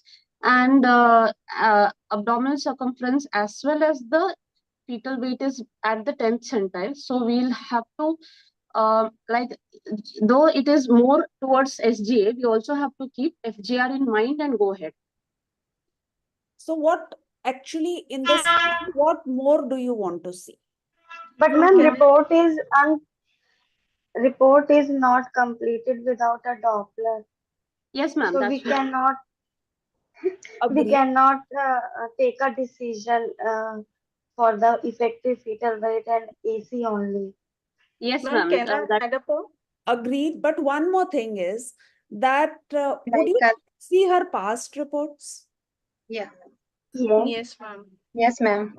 See, that is important because she is now at the 10th centile. But as Dr. Chanchal showed you, that it was at the 5th, but it remained at the 5th. So interval Right. growth we should see for in the previous So scan. you want to see the interval growth. Yeah, ma'am. Ma'am, in this case, basically, both the abdominal circumference and the expected fetal weight is on a lower side. That is, it is around the 10th centile. So it is more in favor of IUGR or fetal growth restriction. So when it comes to a small for gestational age patients, usually the fetal weight is affected, but not the abdominal circumference. AC is usually not affected in SGA fetuses. So we can have a 15 days revision scan or a prior scan can be compared, and the Doppler can be added upon to see for the factors which may lead to such case. Dr. Purvi, are you there? Yes, ma'am. Good evening, ma'am. Good evening, dear. So now here is a controversy that in SGA, the AC is not affected. Ma'am, What is your opinion on that? So we have a clear-cut demarcation of AC and estimated fetal weight. If it is less than 3rd centile, you can definitely label it as FGR. But as per the definition, if it is still at 10th centile or below, you call it SGA. It can proceed and become FGR in a later date. But as of now, before labeling it as FGR, you need to have the Doppler parameters. Ma'am, there is some different opinion regarding mine. Yes, sir. Yeah, Please actually, only AC should not be seen. We should see for BPD, HC, and FL also. Sir, actually, that is how you get the estimated fetal weight, When you are doing the EFW, I know, I do so you have understand, ma'am. already done all of that. So that is how you got the fetal weight, which is at the 10th centile. No. If the same are having 10 centile in the previous scans and in the previous scans, so with you want to compare interval with the growth previous maintained, if interval growth maintained with that, then we should suspect more amount of SGA rather than IUGR. But suppose that in previous report now the interval growth has a lag, and also you are seeing that only AC parameter is much more deep than the other parameters. With Dopplers which are dealing, then only we can actually differentiate into FGR, ma'am. Sir, I think we also, as gynecologists, have an advantage. The patient comes to us, right? Now, if the patient is 4 feet, 10 inches and 40 kgs, then most likely she might be having HJ variant. So we actually also have to look at the constitution of the mother and the Dopplers, of course. So here the DD is FGR. How are you going to follow up this case? Right now her Dopplers were done, they were normal. Okay, now how are you going to follow up this case? Madam, Dr. Lakshmi. Yes, Lakshmi. Ma'am, 2 weekly would be enough, I feel, if the Dopplers are normal. 32 weeks, we get her back at 34 weeks. And we do a scan. We see the growth interval. We see the Dopplers once again, and we compare the data. Of course, she should be told to look for the fetal kick count and any other complaints which come in between. If everything is normal, 2 weekly follow-up would be a good one. You've done a 2 weekly follow-up. You're going to do, see, a growth scan cannot be done in less than 3 weeks. You can repeat the Doppler, yes, but you cannot repeat the growth assessment every 2 weeks. That has to have a minimum of 3 weeks of interval. Okay, so now you have followed her up. Now she has come to 38 weeks. Yes, Dr. Meenakshi? No, ma'am. I'm listening. Ma'am, this is Dr. Priya, ma'am. Actually, I wanted to also enlighten, like in follow-up of the case, when we are following through the sonography, we also need to see for the clinical parameters, like whether there's any evidence of upcoming hypertension or the sugar profile of the patient. The past history can be taken into consideration, and we can have a good connect with the Doppler findings to have a sequential follow-up in this case. Now, this is a very simple, basic case that I just brought up so that we could revise ourselves. So now she has reached 38 weeks. She's 38 weeks. She's still at the 10th centile and Dopplers are normal. So when do you want to deliver this patient? 38 weeks, 39 weeks, 40 weeks, more than 40 weeks. 38 weeks. Madam, if the growth interval is correct and the the Dopplers are normal and there is no other pressing reason for delivering, then ma'am, I feel it still comes in the bracket of SGA only still. So then unnecessarily inducing a patient at 38 weeks, I don't know. It also depends upon her cervical score. If she's into labor, then fine. But then unnecessarily. No, she's not in labor. Now, see, you as her obstetrician, she's asking you that my baby is 10%. So, when do you think I need to deliver? Patients will ask you weird things, no? Yes, ma'am. If she herself is a Ma'am, we should wait for a spontaneous onset of labor.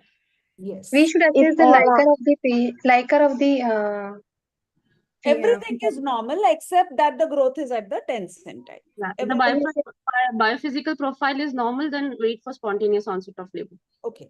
So yes, agreed. So, is there any caution? The baby is a little small. Is there any caution in the process of delivery? What is your consideration about a vacuum or a forceps if needed? No. Any baby. Dr. Jadhav, sir?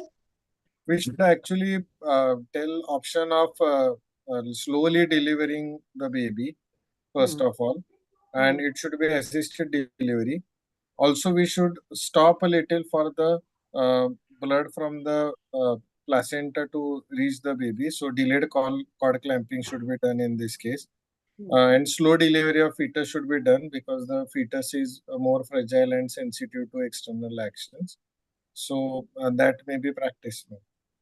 Okay. And do you expect any perinatal complications to the baby just because it is small? Yeah, perinatal complications we do suspect. But if at all, while doing a cesarean section, if we have given and more than 38 weeks with good weight, with good responses, may not be suspected. But maybe there can be chances of TTPM, transient tachypnea of newborn, or sometimes there can be delayed cry. So this can be there, ma'am. Okay. Anybody wants to add anything here to this And case? these babies are prone to the next. Hello. Anyone Some wants chances of intranatal asphyxias are also more in these babies, and as per the literature, those babies who are SGA, they are more prone to be get this stillbirth. If we look upon the literature, they are more labile. Yes, so you can also are going to follow have a the CTG. Ma'am, such babies are sometimes prone for the developmental delay, like their babies, they need to have a close follow-up in the initial perinatal period to assess the growth further post-delivery. So perinatal delay in the growth development may be there. And hypothermia may be there also. Yes. Because weight is very less. Agreed. So we are done with one case where if it is SGA, you're going to wait for normal delivery, cesarean only for obstetric indications. Yes. Right? Yeah. And you're going to have a slow delivery. You don't want precipitate labor. And then the child has to be kept warm and handed over to the pediatrician. Now you have the second case. She's a Gravida 3, Para 1, Abortion 1. She's 34 years old. And sonography was done at 34 weeks. She has not brought any reports. Now, both the renal pelvis were dilated. Calyces were also dilated. Liker was adequate. Maximum vertical pocket was 5 centimeters. No other anomaly was detected. So, what is your differential diagnosis? What do you think this could be?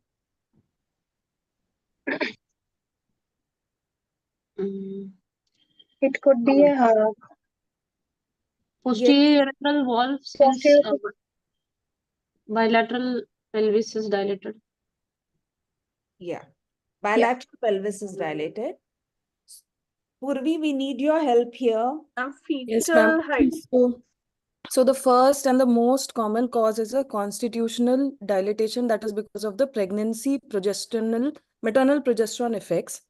The second thing, because this lady has not brought her prior reports, and we all know that renal pelvic dilatation is a marker for T21, we might want to check that up and urge her to bring her old reports if at all an anomaly scan had another markers, any a screening for first trimester, for T21 has been done or not. Third thing, differential of hydronephrosis. The cutoff in the third trimester is 7 mm, and more than 15 mm usually indicates a postnatal requirement for surgery. The thickness of cortices also is important, which is missing in this report, which can also tell us about the persistence of postnatal hydronephrosis. And then lastly, as ma'am told, lower urinary tract obstruction in male PUV and also obstruction, vesicoureteral reflex also can be. So we need to see the AFI, the ureter, the bladder, everything. The maximum vertical pocket was 5 centimeters. Nothing else was found. The cortex was fine. So now, how are you going to manage this case? She is 34 weeks. Are you going to panic? What are you going to say to the patient? We can have subsequent scans to monitor the renal pelvis dilatation. And because the Liker was adequate at 34 weeks, so we need not panic, because whenever it is associated with the major abnormalities or the major grievances, then it would have been an oligo part. But the Liker here is adequate, so this is the best guide. We can simply follow the renal pelvis diameter in our subsequent scans, and we can just counsel the patients that we may need to have an assistance once the baby is born. We can have the postnatal USG done for the kidney assessment, and accordingly the management can be taken care of. My basic question here, to save our own skin, do you want the patient to consult a neonatal urologist? Yes, ma'am. Yes. I'm just reminding that, this is something we need to take care of. Don't always take unilateral decisions. You need to, pull as many people as possible into your boat, because if something goes wrong, it's going to be on your head. Now, this pelvis is dilated. It's 12 mm and it remains 12 mm. Now, when are you going to deliver her? At term. At term, she is 38. Somebody said 38. May I know who said it? I'm Dr. Meenakshi here. Yes, Dr. Meenakshi. Why 38? After steroid cover, we will deliver her at 38. She is already 34. She is gone beyond the time of steroid. So why do you want to deliver her at 38?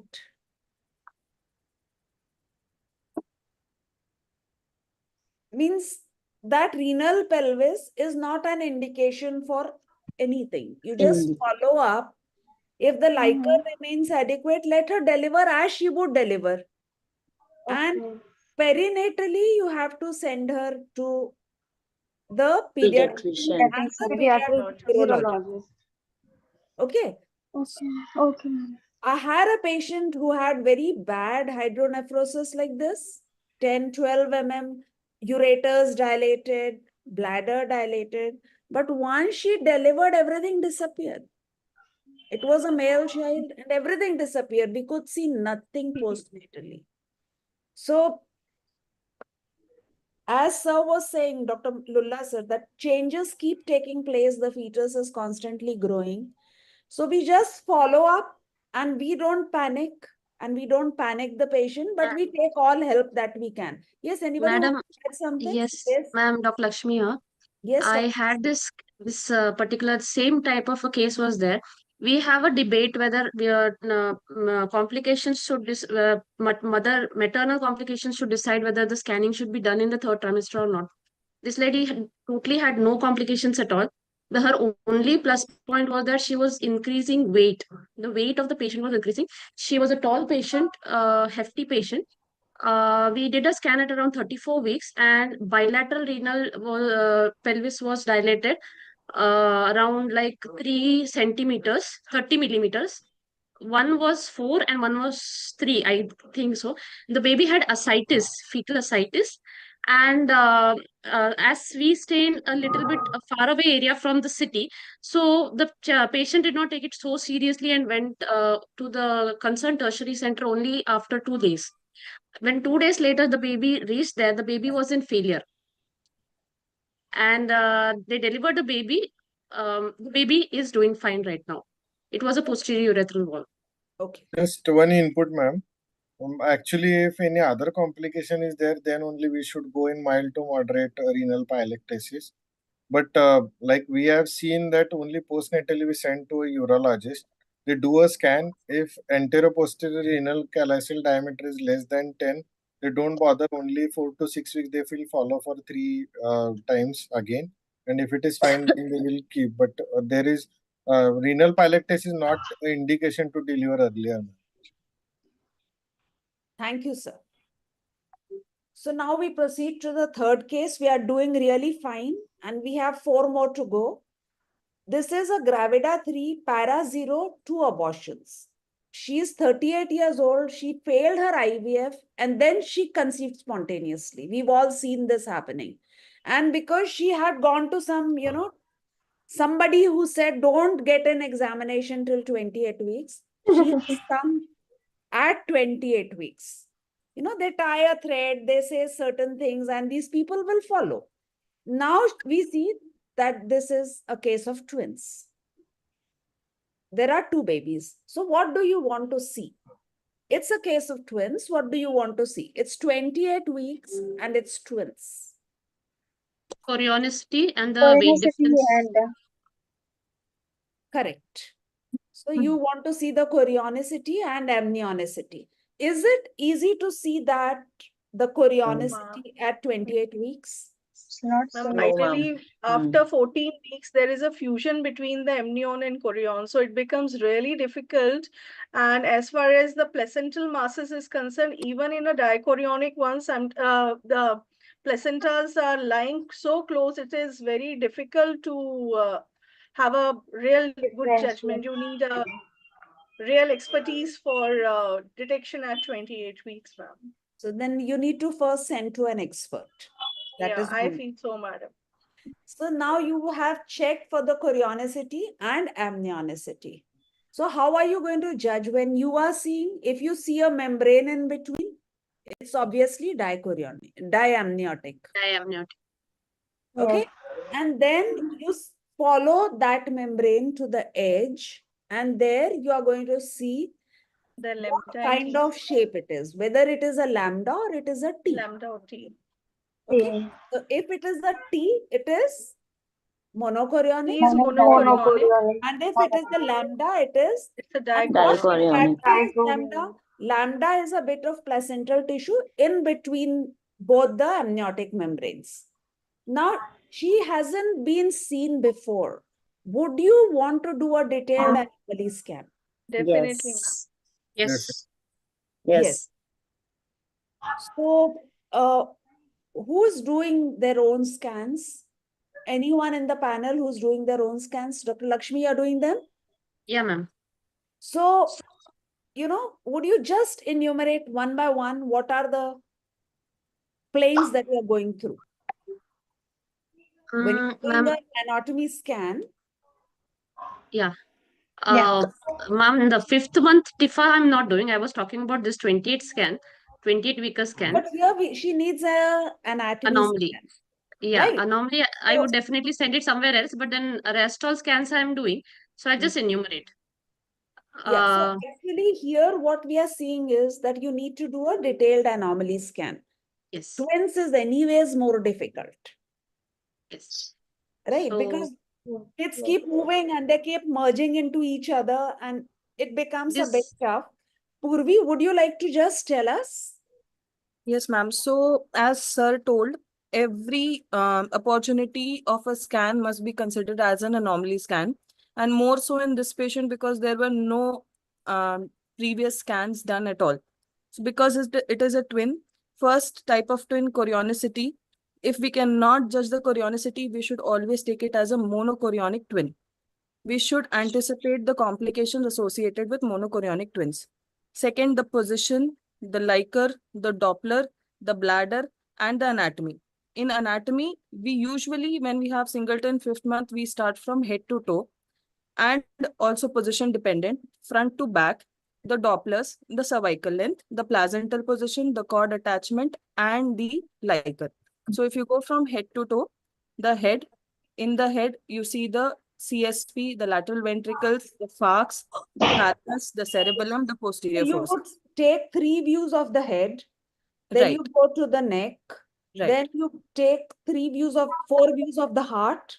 Yes, the thorax, the the diaphragm. situs and the situs, the thorax, and then the both outflow tracts, 4 chamber view. Chambers. Right. Then continuing with the situs, the stomach, the umbilical vein, the cord attachment, the entire intestine, because it is 28 week, we might grab on that opportunity. The bladder, 3 vessel view, and the limbs to the extent we can see, because it is a twin. And at least the sacral portion of the cord is what you want to see. The thoracic spine and the Cord attach, cord insertion. no, the sacral spinal cord. The tapering of the cord, yes. The tapering of the cord that you want to see. Yes. You also want to rule out any small encephalocele in the head. So these are the basic things that you're going to see. Now you Also one. Yes, ma'am. Sorry, ma'am. Yeah, no, go ahead, no. One thing which we always follow in twins is that usually what happens, we mistake one limb for the another child. That's what happens usually, because the head and all, everything is jumbled up in the abdomen. So usually what I do is, once I see the head of a fetus, I just follow that spine of that same baby, so that I'm sure that it's the same baby which I am measuring. And I'm not measuring the opposite femur length and this child's abdominal circumference. Then the weight will all get mixed up. So I follow the spine of the child, and then I take the head of the another baby, and then follow the spine of that child. So that's a very good point. And then how are you going to use done the anatomy? It's normal. So now what is your follow-up plan? When do you want to call her next? She's at 28 weeks. You are her obstetrician. When are you calling her next? Since this is a... okay, ma'am. Somebody else. 4 weeks, ma'am, we will call and we will see for if any discordance is there. If it is more than 20%, then between the both fetus, then might be like the growth is not proper according for the both fetuses. So mostly after 4 weeks, I will call, see for the internal growth, see for any, if yes, ma'am. I think Lakshmi ma'am wants to say. No, you finish. After that, I'll talk. So we will follow up after 4 weeks, ma'am, for this patient. Yes, I would like to call her after 15 days. 15 days. Yes, ma'am. Because she's 38 years, she's a high-risk pregnancy. She has And she's IVF pregnancy has been lost, and she has not come till now. And she's a twin pregnancy. So there are 3 risk factors here. So that's why just means for our sake, we will call for 15 days. Even if everything is normal. What Purvi said was that if you cannot assess, it is monochorionic. And Yes. the guideline is in monochorionic, you have to call every 15 days. Simple. She's 38. She's likely to get PIH and all also. Yeah. GDM, PIH, and all that. She's already 28 weeks. So we need to assess her as though she is monochorionic. And what are the factors that will help you decide what is going to be her mode of delivery? Her maternal factor, fetal factors. The weight of the babies, the presentation of the child. Ma'am, the cervical length is very important when it comes to a twin IVF pregnancy, because she is presented at 28 weeks. She's not IVF. She had IVF done. Sorry, it failed failed. IVF. Yeah, I got it, ma'am. Ma'am, ideally the twin pregnancy, because it carries a risk for preterm delivery. So we have to really assess the cervical length. If it is less than 2.5 mm, we have to keep an eye on that cervical length monitoring to see whether the patient is going into preterm. We have to counsel the couple there and then, and if required, the impending preterm delivery is about to happen, we need to shift them to a proper maternal fetal medicine care center where the preterms can be handled properly. So that time factor is equally important when it comes to delivery in a case of twin. Okay. Okay. So we've done with that. Now this is another case number 4. Gravida 2 para 1 cesarean 7 years back. She's now 36 years old. Presenting at 32 weeks and her AFI is 24. The maximum vertical pocket is 12. The fetal weight is at the 98th centile. Dopplers are normal. What do you suspect in this patient? She is case of Gestational gestation. diabetes. That's for gestational age. Dr. Jadhav, you were saying something? Gestational Actually, she diabetes. has polyhydramnios with macrosomia, so we are mostly suspecting Yeah. gestational diabetes mellitus in her. So Yeah. we'll confirm that if she is having gestational diabetes mellitus or not. So how will you confirm? What is your process?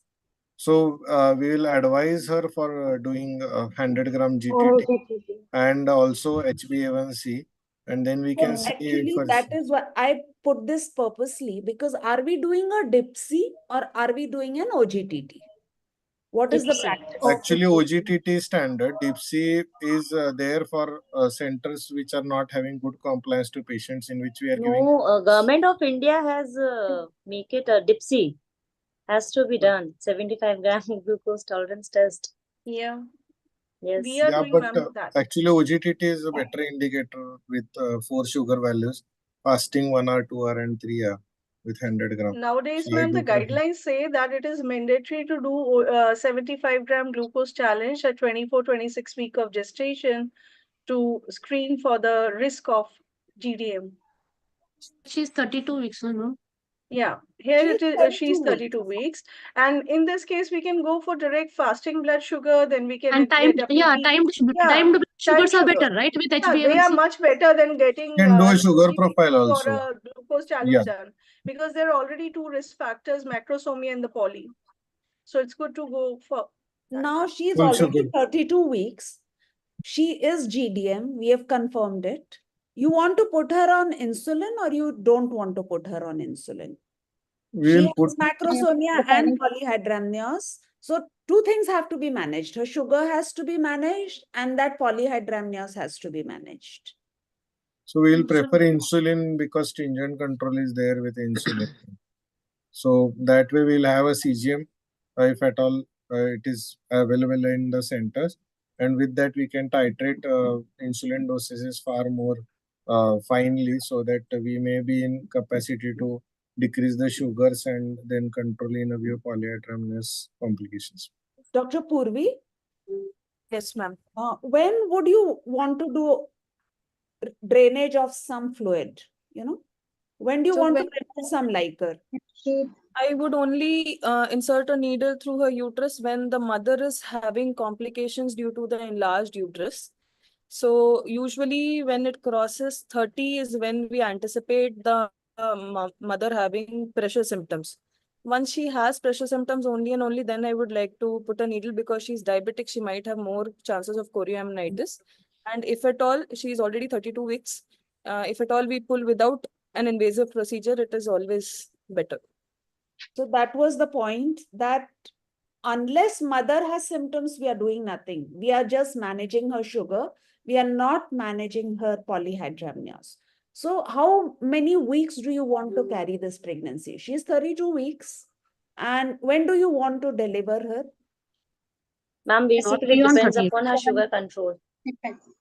Not beyond 38, madam. I mean, with good control, of course.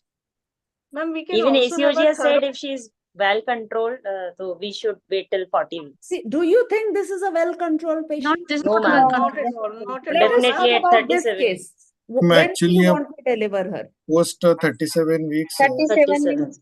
Post with 37 weeks should plan for a section because she might be a macrosomic and weight may be larger. So normal delivery is also not possible, and there are chances of sudden IUD due to this polyhydramnios and gestational diabetes. So it's always better to deliver after 37 weeks because macrosomic babies post 38 weeks may be more than 4.5 kgs also. And sudden IUD chances are also there. So it's better. Everybody agrees that you're going to do a cesarean? Ma'am, a Doppler monitoring should be done even when the patient Previous reported cesarean at 32 weeks and we got to know that she is having diabetes undiagnosed till 32. Doppler monitoring. Her Dopplers were normal. Ma'am, already she is previous cesarean section and she is 36 Recording years in old. progress. And when the scar thickness also has to be taken into account because she is into polyhydramnios, a big baby, previous section, the reduced scar thickness may lead to impending dehiscence, which may be the criteria for the delivery. In this case, I would like to deliver her at 36, which is ideal at this time. Now, do you expect any problem in the fetus, perinatal problems?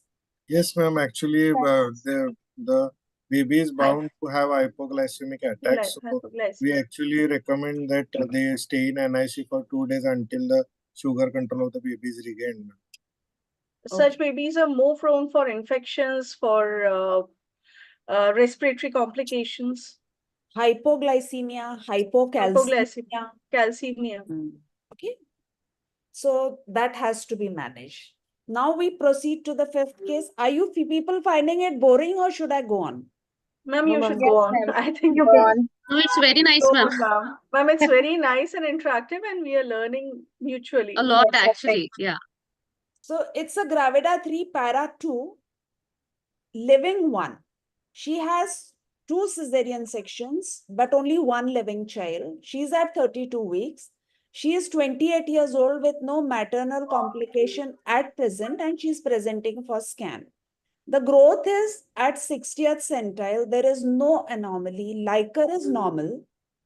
Placenta is anterior, low lying, and 0.96 centimeters from the os. How should this scan to evaluate the placenta be done? Vaginally. Vaginal sonography. Transvaginally. Yes. Transvaginally and partially filled bladder. That is a very important point. It has to be a partially filled bladder. It cannot be an over-distended bladder. It cannot be an empty bladder. Empty bladder. And it has to be with Dopplers. Okay. A transvaginal scan with Doppler, with partially full bladder. And what do you expect to see? Placenta abrupta syndrome can be suspected on these cases. So what are the findings that you would see in any case where the placenta is morbidly adherent? What are the things that you would see? And loss of bladder and the myometrial interface, and there is a vascularity over the bladder and myometrial interface. That might be the placental mass. Dr. Jadhav, what about the placental lakes? Placental lakes may be seen, and actually, ma'am, the plane of differentiation is not seen clearly between the planes. Ideally, for this kind of, I will prefer a linear probe. Linear probe that should be when you're doing transvaginally, how do you put in a linear probe? You're doing it transvaginally, right? Yeah, we do it transvaginally also, and also on abdominally we can put a linear probe to see the proper thickness of the walls and the planes separating. So both ways we can judge if it is accreta, increta, percreta, or where the planes are lying. So placental lakes and plane of differentiation can tell us better. So you would see turbulence in the myometrial thickness will be thin. You will see blood vessels crossing between the bladder and the myometrium.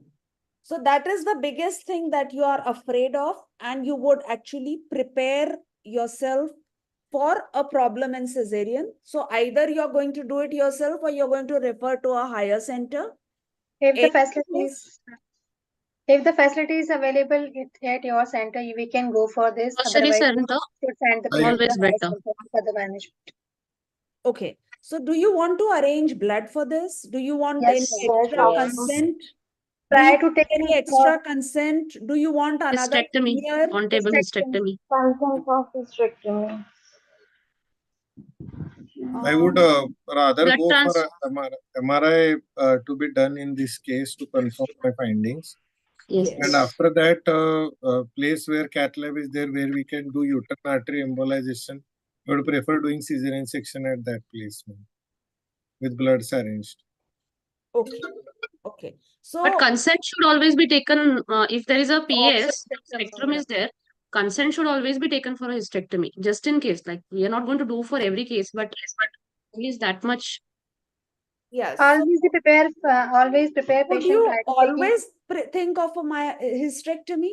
No. No, not every Not at all. time, but that might be a possibility during cesarean section. We should uterine artery embolization is a better option. As sir said, uterine artery embolization is a very good procedure. It does take care of things. Ma'am, sometimes it's a focal accreta, not the generalized one. That also can be taken into account. We can leave that part of placenta, and the rest can be managed. So sometimes it's a focal presentation also. Okay.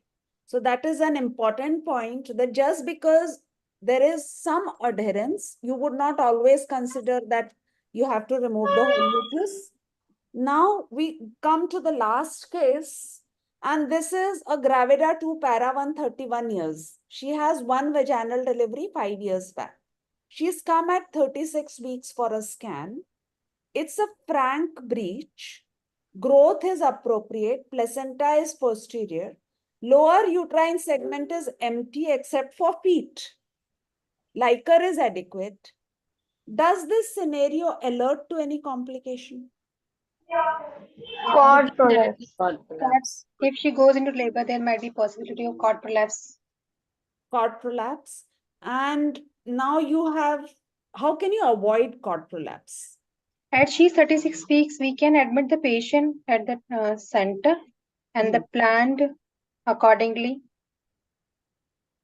See, she has one vaginal delivery 5 years back. Yeah. And try it.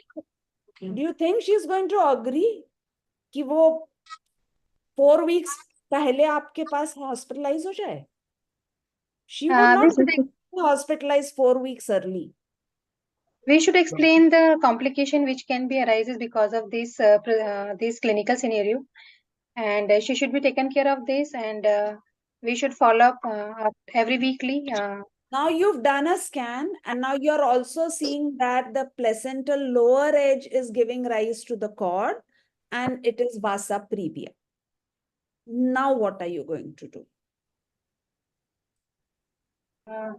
Elective cesarean section. At how many weeks? 13. The moment she's term 36, if she's 36, I'll deliver her. Come to you at 36 weeks. And I'll deliver, madam. The risk is too much. Ma'am, before the patient goes into active labor, we can think of delivering the patient through C-section. Just in case she goes into labor at home, then she'll lose the child. So you will explain everything, and you want to do a cesarean section. Is that right? Now she's 36 weeks. Now she's 36 weeks, and she diagnosed vasa previa. Then we can plan for elective cesarean section in these cases after admission. Immediately or later? At least, ma'am, 37 weeks. We should wait for the planning of the cesarean section. Who agrees to wait a week, and who says we should go ahead now? Wait for a week. Go ahead now, ma'am. Go ahead now, ma'am. Yeah, I have seen a vasa previa. It just died in front of our eyes. Means it's very difficult once the bleeding starts, ma'am. So it's better to go now because 36 weeks majority is already there. Yes, so we need and to we assess can the in manage the utero child versus anyhow. postnatal. Yeah. Would It's too you much of a ask risk. her when she had her first delivery, whether it was full term or whether it was Yes. Yes, that may, but ma'am, the present scenario, like being 36 weeks, she's more of, and the vasa previa, I think that is the best time to get delivered. She's already 36 weeks and she's Yeah. safe and she's sound and she's come. It's a safe gestational size. out the way. So rather than waiting for the complications, we should go for impending delivery, urgent delivery. After Yes. explaining all the Khushboo, complication your of hand preterm is up. delivery. You want to say something? Dr. Khushboo? Ma'am, after explaining all the complication of the prematurity and preterm delivery, we can go ahead with the cesarean section with the due consent of the patient. Okay. So I think we've had a nice time and we all agree that a third trimester scan should be done. Yes. Yes, ma'am. Yeah. And it should be done well. We should evaluate the placenta and the membranes and the whole baby. And as obstetricians, also the presentation and position if the patient has come near to term. Right?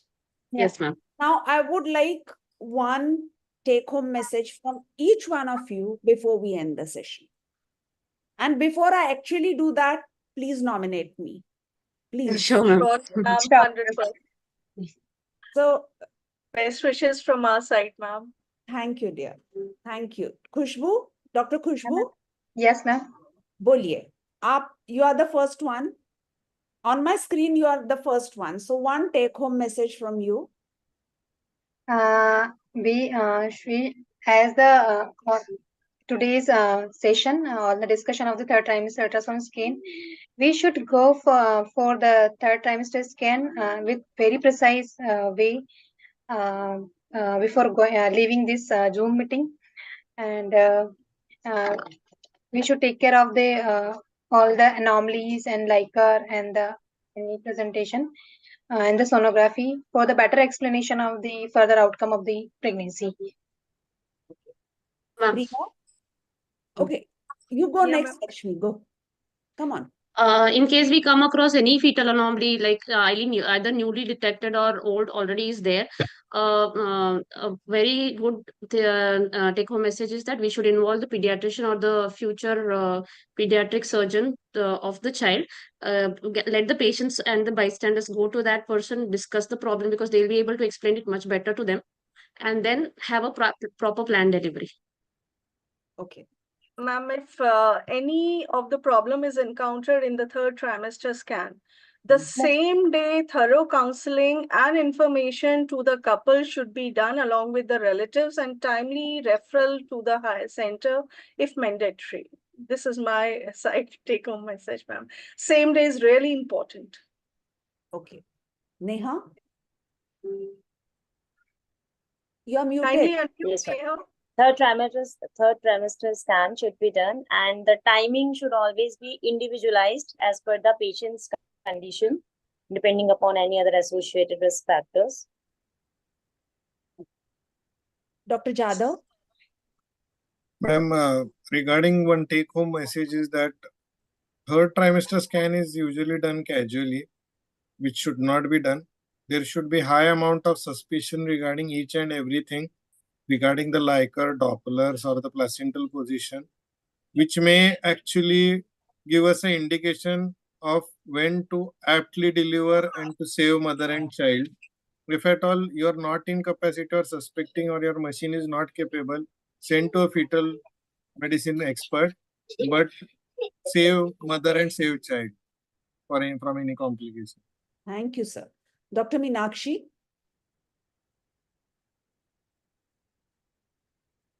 Hello.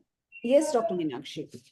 Ma'am, always a decision should be taken not only on the ultrasound findings, it should be correlated clinically and counsel with the patient. Okay. Okay. Purvi? Dr. Purvi? Dr. Purvi? Yes, ma'am. My take-home message will... Yes, ma'am. Yes, Can you hear me? Yes, go ahead. Yes. We would also like to see you once. Yes. My message is every scan should be an anomaly scan, either first, second, or third trimester. Every growth scan should be a Doppler scan. I would prepare for the worst and hope for the best. Okay. Okay. We really want to see you, Purvi. Dr. Chander Lulla, sir, you are here. There. That's Purvi, a fetal medicine specialist from Dr. Adi Makam Center. Now she's practicing in Raipur. So, Dr. Chander, sir? No. Mehul? I thank all of you. I thank all of you for being here, giving your precious time. Thank you, ma'am. Thank you. And on such a topic where people fear to tread. We don't do ultrasound, it doesn't concern us, but we deal with the results of that ultrasound. And therefore, we should be aware of what is going on.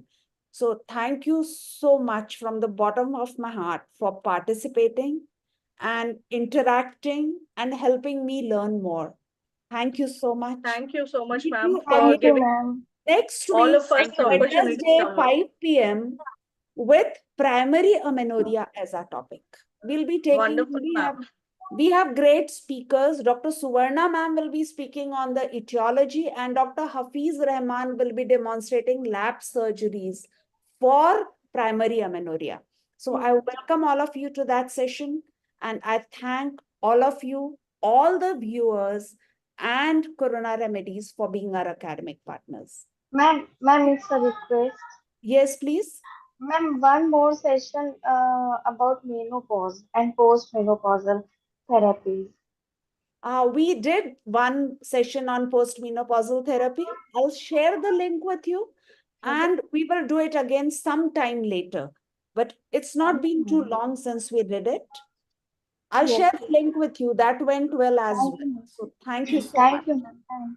Thank you. Thank you so much, Asha ma'am. Thank you so much, It was ma'am. wonderful. You have given so much of your time, and it was wonderful. The whole of the Quota Society is with you. And thank you for involving us, and best wishes for your elections. Thank you. Thank you. Thank you, ma'am. Thank you, everyone. It was great interacting with you all. Thank you, everybody. Thank you from Thank you, Kerala. ma'am. Kerala.